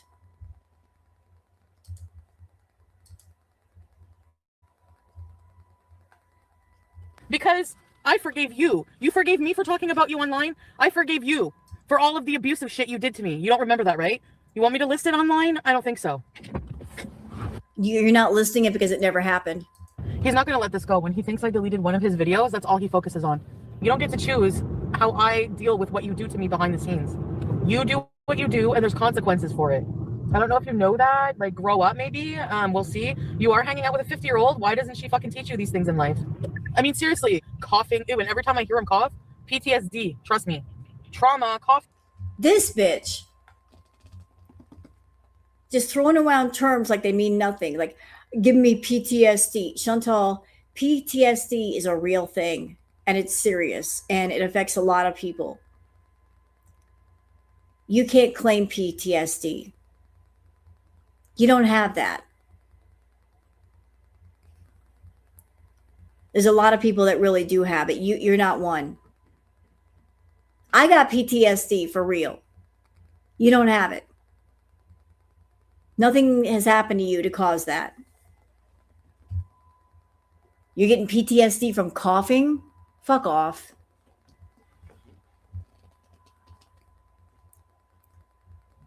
So she claims that she's been abused and she's got PTSD, but there's no proof of abuse or PTSD. Trauma. I'm not even kidding. I hear a cough and I like freak out. You want me to you want me to apologize for talking shit about you online? What about my apology? I get fuck all and I get treated like shit from you every day of the week. It's bullshit, actually. And I'm not fucking standing for it. Actually, anymore, period.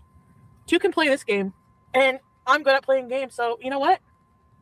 There we go. It's not bad. So he deleted his own video and probably blames it on me because he wants to try to get back at me somehow. Don't fuck with me, okay? Word of advice. Don't fuck with me, okay? Word of advice. So I have to pay for your stupid idiot members doxing themselves? So nice. What are we going to eat today? Since I'm such a fat ass. He's on his way to the courthouse. If he really is, I'm going to the police station right now. There we go. So what was going on here? He was going to the police station to file a restraining order to keep Foodie away from him. So she's like, oh yeah? You're going to the police station to do a restraining order? You're trying to stop me from being around you? Okay, I'm going to go to the cops and I'm going to get you in trouble.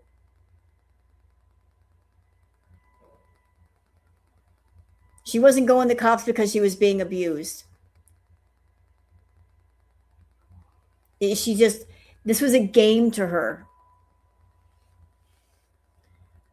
It was a game. It was a very manipulative, toxic game. Oh, you're going to do this? Well, then I'm going to do that.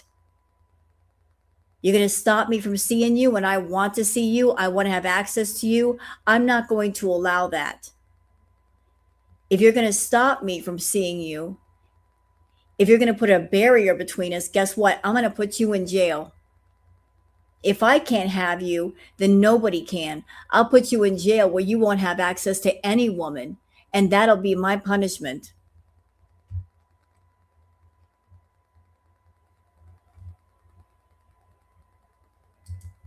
Evil bitch she is. If you didn't do anything wrong, you wouldn't be so defensive. A bunch of words and no actions. What did I do wrong, Lori? Since you're so fucking knowledgeable. I mean, like, do I go to the police station and file a police report for every single thing he's already done to me, or what? I know where his PO is. I can go over there right now. I feel like I don't have any justice or closure, and I feel like a huge injustice has been done to me. So maybe I won't rest until. What injustice did he do to you? Name it. One injustice. He don't want to be around you. He doesn't want to be in a relationship with you. That's an injustice. When someone says, I don't want to be with you, I don't wish to be in a relationship with you, that's an injustice. That's abuse. Now, I'll tell you what's abusive, Foodie. When you are acting very predatory, when you're being pushy, when you're being aggressive, and you are insisting that somebody see you or be around you, that is abusive.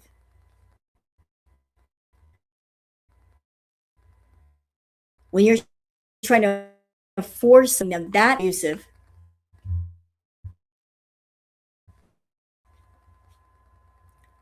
That's abuse. I don't know. I'm gonna do the police report online. That's funny. He warned Roman, I'm gonna get him hooked on drugs. Who gave me coke the first day I went there? I never wanted to do this. I never wanted to do anything legal. I feel like I have to do something. I never took legal action or anything because I was always hopeful that he would change and things would work out. I'm gonna go to his probation officer's office. So there we go. Another threat. I'm going to go to his probation officer and get him in trouble with his probation officer. Based on what? Based on what? I'm going to go to the cops and get him in trouble there. I'm going to go to his probation officer and get him in trouble there. Based on what? See how wrathful this bitch is? Hey, Chantal, if you are watching at some point, if you're talking to Natter and you're wondering why he don't want to be around you, watch this video. Watch this live. There's plenty of reasons why he don't want to be around you because of this level of crazy. He knows this level of crazy and he's like, I don't want this in my life right now. It's not just the amount of money you have in your pocket. It's a level of crazy. He's like, I can't with your level of crazy. Taking action. So am I. I'm driving to your probation officer right now. On the way to Gatineau. On the way to Gatineau. So after today, I'm not talking about him anymore because I'm going to, for sure, I'm definitely pursuing legal action. Actually, I'm glad I talked about him online because all this is video evidence, video diary evidence of everything that's ever happened. Oh my God, you belong in jail. You are a violent, dangerous criminal. Going to the PO office right now. You and Dee Dee better run and catch up with me. Uh-oh. You're fucking with the wrong one, pal. Anyway, I'm going to go into this police station and ask them where I can contact somebody's correctional officer. And do you think you'll honestly get that information? You're not a wife. You're not a spouse. And you think you're going to go into the courthouse and ask for personal information on another person and actually get it?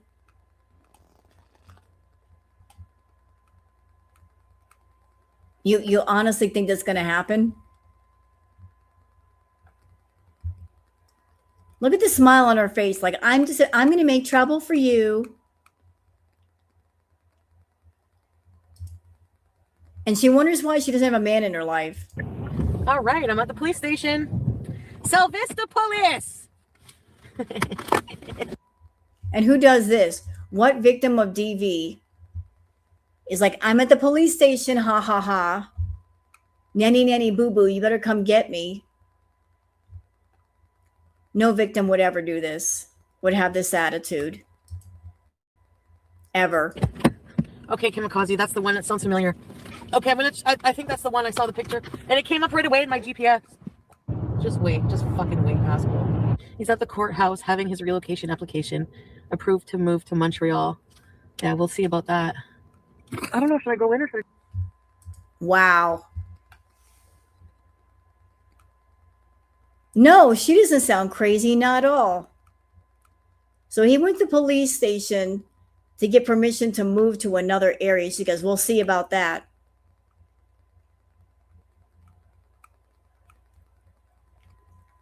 So she was telling people he's abusive, he's this, he's that.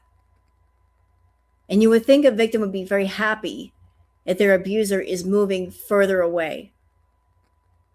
And she's like, well, we'll see about that. Imagine if this were a man talking about a woman.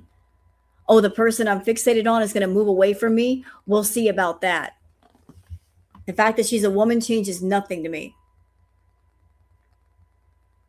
But this aggressive predator, when they learn that somebody that they are fixated on is moving away, oh, we'll see about that. He did move to Montreal. He moved in with Dee Dee. Guess what? She would take long drives to go see him in Montreal. Him moving to Montreal didn't stop her. She continued to see him, sneaking off to motel and hotel rooms to spend time with him. She would disappear for like hours at a time. Her beezers knew exactly where she was going, and they would call her out on it, and she would swear she wasn't seeing him when she was. Thank you, Roasted. She's just a bully. They only torment people who are weaker than her. In this case, Natter's probation is his weakness that Foodie can take advantage of. Yep.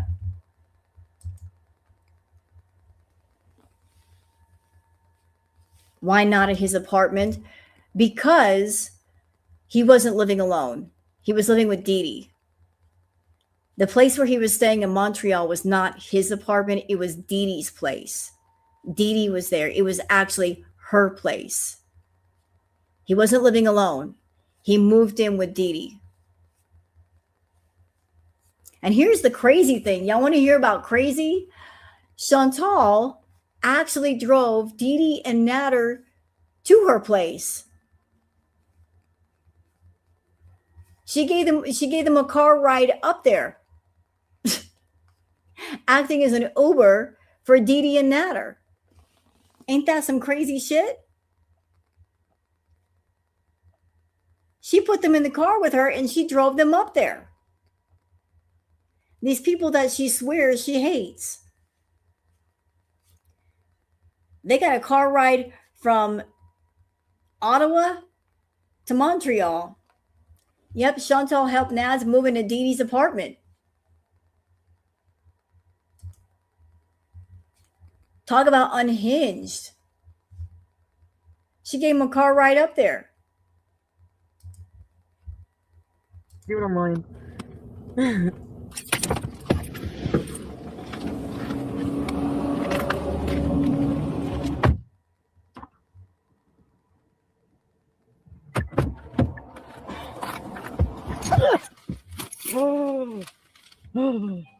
I can't really talk about it. I have to come back in an hour. It's more serious than I thought, actually. Okay, let me go get a bite to eat first. You're probably thinking, how can you be hungry at a time like this? I don't know. Oops, sorry. Yep, and she did basically hit and run. So she's at the police station. She did a bump and run at the police station. She damaged somebody's car. So she's breaking the law. She bumped into somebody's car and then she left.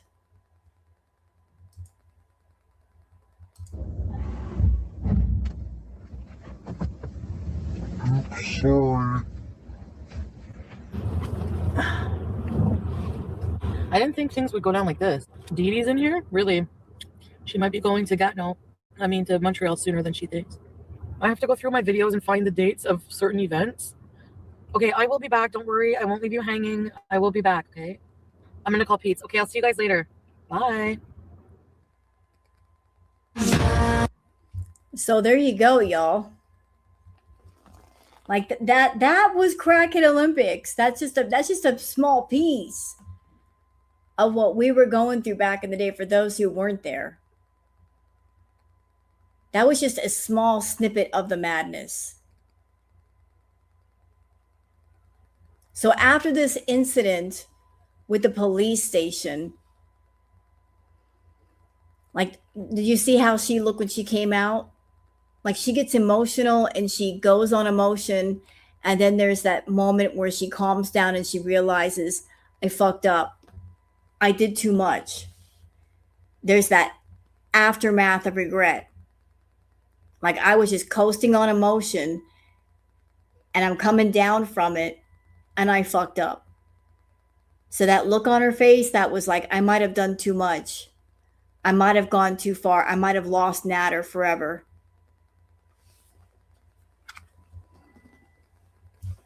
Like, did I push things too far? Did I do too much to win the game? That's what that look was all about. So is Chantal still live? Is she still live, or is she gone? Is she done yet? Let me see. Okay, like she's done. Good. Did you go to bed already, Foodie? Did anything interesting happen in this stream? Let's take a peek real quick. I want to see what the fuck she did. Let's see how she started off this stream.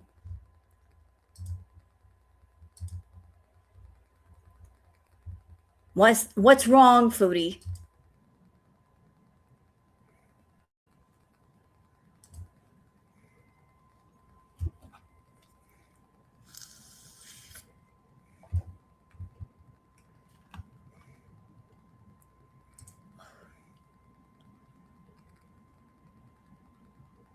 What is this? Is this ASMR? Why aren't you talking?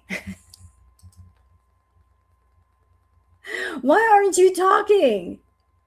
You started this stream. Why aren't you talking?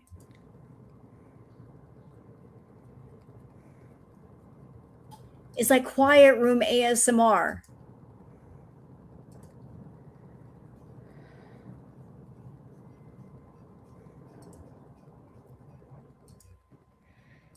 Annoying to be on camera always. Especially when you have to be fully dressed. Like, hey, Green Family. Hi, BG. I know you're there somewhere, furry, but yeah. And you know what? She knows what she's doing. When she does these cam off chats, people get worried. People immediately worry. They're like, what's wrong? What's wrong with Chantal? Why is the camera off? What is she not showing us? She knows what she's doing. This is emotional manipulation. I'm going to make people worry and stressed out over me when there's not a damn thing wrong with me. Beezing around here. She's all excited. I changed my room around. Like, I moved my bed. Who cares? To the other side of the room and put my TV stand in my room. Oh, wait a minute. Wait. What'd you say? I moved my bed around. Was somebody there?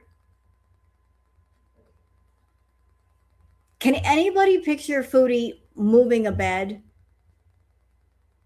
She's not strong enough to move an entire bed by herself. So if she moved the bed, who moved it for her?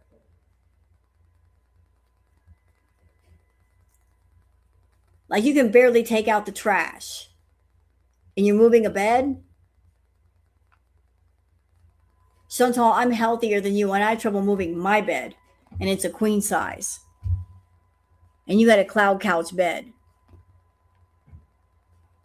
Was there somebody there who moved the bed? You never get notified? Oh no. It's 4 a.m. here, but I'm going to keep you under my pillow while I sleep. Good night. 4 a.m. Wow. Hey, Rural Neptune. It's only 11. I try listening to things. Like, you ever put on, like, boring history to fall asleep to or something? It's like, invades your dreams. Hey, Prunella. Mr. Spinna. Or Miss Penna. Okay, moving forward. That was pretty much, did some stuff around here. Who cares? Next. Talking about calling your dad to ask if he took you to the park. Friggin' idiots, eh? Yeah, I did, vulgar darling. Does she rage in this or what?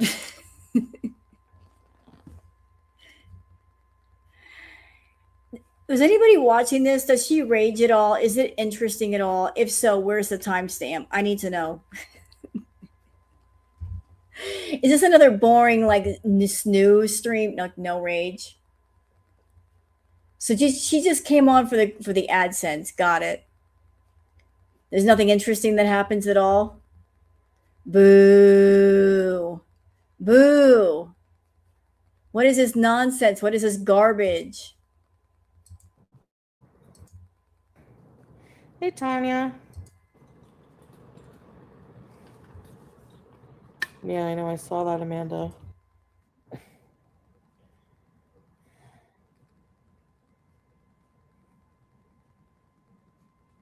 Grade 1. I don't know how anyone would like know that unless, I don't know. I guess someone said they saw me, but I wasn't there. I did not go to the hospital. Sometimes I just won't be online. And for those that need to know, want to know, sometimes when her views are dropping, when there's not much interest, sometimes she will be manipulative and she'll not come online for a while because she wants to create speculation and interest. So she'll be absent for hours just to get people talking about her. So when she does come online, there'll be a boost in views. Yeah, I remember you doing that, Foodie. You know, if I don't feel like it one day or I'm busy, I don't know.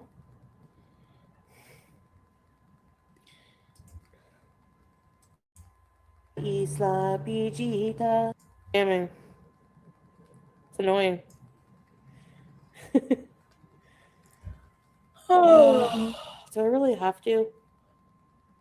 It's up to you. I know.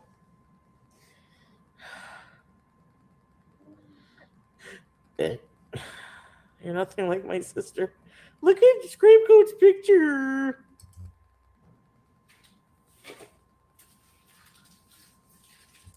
Amanda.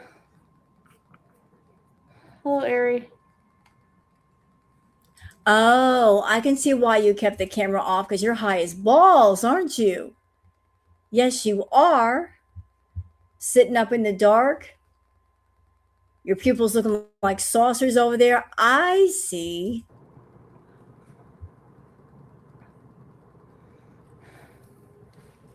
It's kind of dark.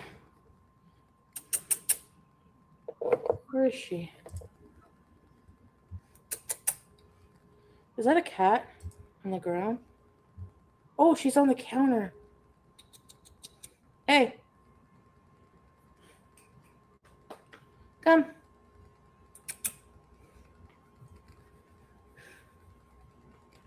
Come see me.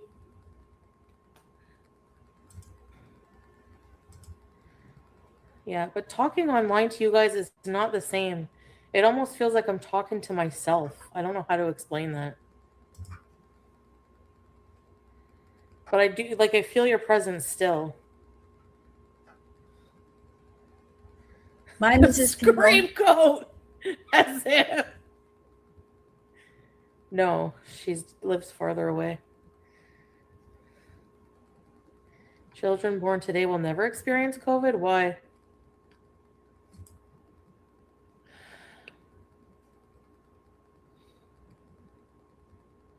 It's depression and it sucks.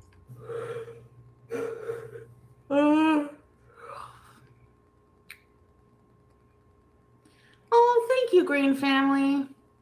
Appreciate the gift. Thank you. Oh, it won't let me hurt it, but... Is it me, or does her kitchen look a little bit cleaner? Because the last time I saw it, there was stuff all over the place. Is it me, or is like she cleaned up a little bit? Did she clean up a little bit?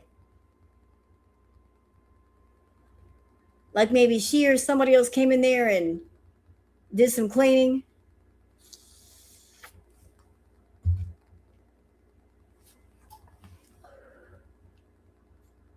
Is that why she was offline for a while, to get that place cleaned up?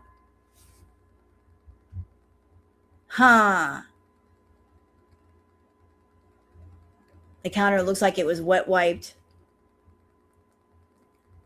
Yeah, did somebody talk to you from management and they said you need to clean your place up, bitch?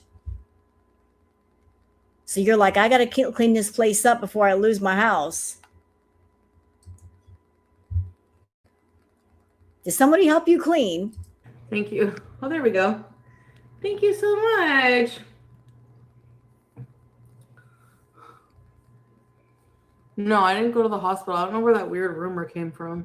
Because I'm clocking something, and maybe this is something stupid and it doesn't make any sense, but I'm looking over her shoulder. Looks like somebody did dishes. Look how the dishes are faced downward. Like, look, like there's her ice trays right here. There's the food dish. Everything is placed upside down like somebody washed it. And they placed it like that to dry. Like if I went to the hospital, I would tell you guys, you know?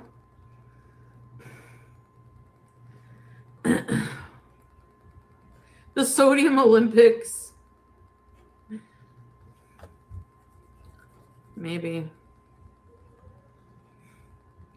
Beijinho. Beijinho certinho.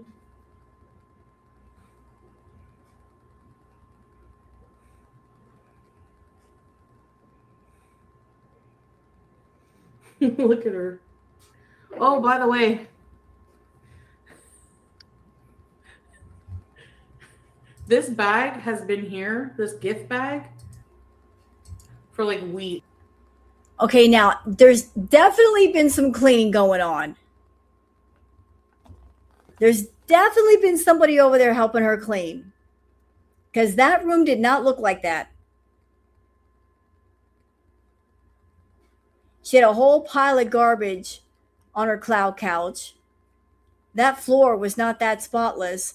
There was garbage all over the place.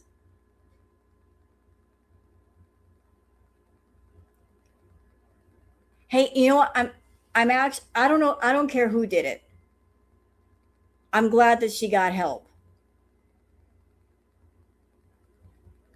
For the sake of the other tenants in the building, I am glad that she's keeping her place clean. I'm glad that she's keeping the place clean because that also benefits BG. That little BG has got space to run around in.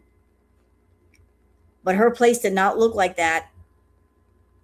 And I know Foodie didn't do that.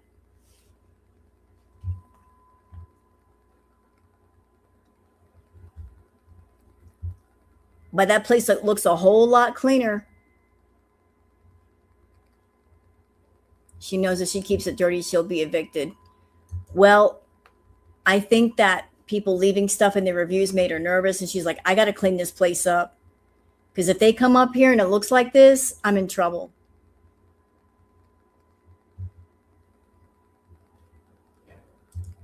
She knows that. Since my birthday, I moved my TV. What are you doing?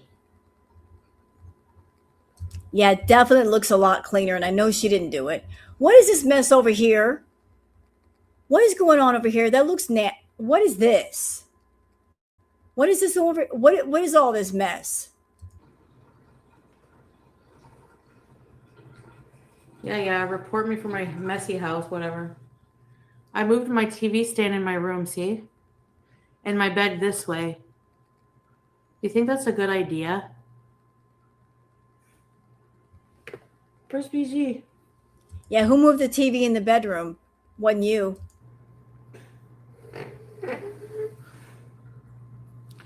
It's still messy, kind of. She's kind of telling on herself, in my opinion. She's kind of telling on herself, like, yeah, report me from my messy house. Ooh, did somebody get nervous? Did somebody get somebody up in there to clean for her? That's what it sounded like. It sounded like she saw all that stuff and maybe they talked to her and she's like, I think somebody came in and helped her. Report me from my messy house. She panicked. She panicked. That's why she disappeared. She panicked. I got to clean everything up. There you are. 1 minute you're on the cat tree. Chantal, where's her water bowl? Where's her food dish? Give that baby some water.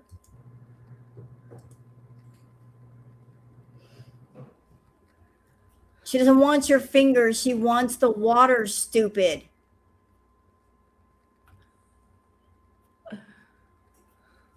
Hey, Mike. Beijo traz.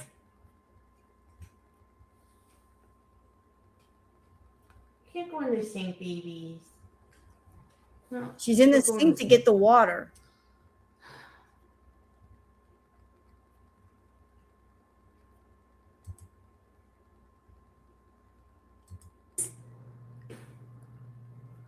Welcome, Kitty Blep. New beezer.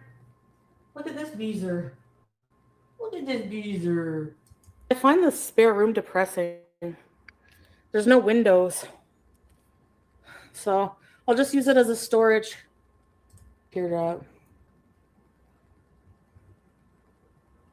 Did she get up again? Let me see. Really, Quinlan? Aw. Cake Dashton? What's up, man? People are negative Nancy's. Yeah.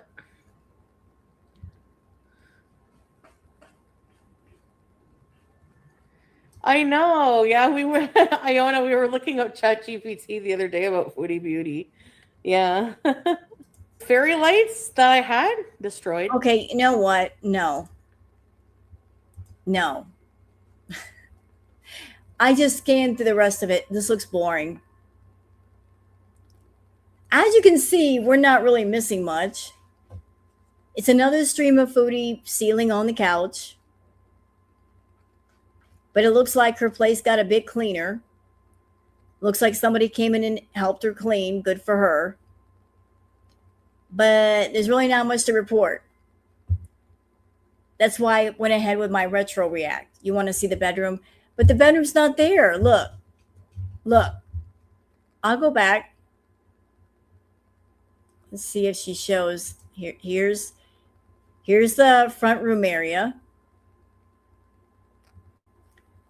I scanned. I don't see her go into the bedroom. Look. There's BG on the floor. What's that stuff on the floor? But look. She doesn't get off the couch. She doesn't go in the bedroom. Look. There's nothing. She stays on the couch the whole time. She doesn't go to the bedroom, Liv. She just like plants herself on the couch. Hey, Suzanne. So you know what, guys? I think we're done for tonight. I just want to do a retro react with Knock Knock It's Karma. And I think the retro react was 10 times more entertaining than Chantal's content. I don't know if you guys agree, but this right here's put me to sleep. Yeah, the floor is definitely cleaner. So I'm done for the night. And I do thank you guys for coming by. It's been fun. And I'll look for some more stuff we can do retro reacts to. I'll put some stuff together. So y'all take care and have a good one. I'm going to go curl up with the queen and go to bed. Take care, everybody. Bye.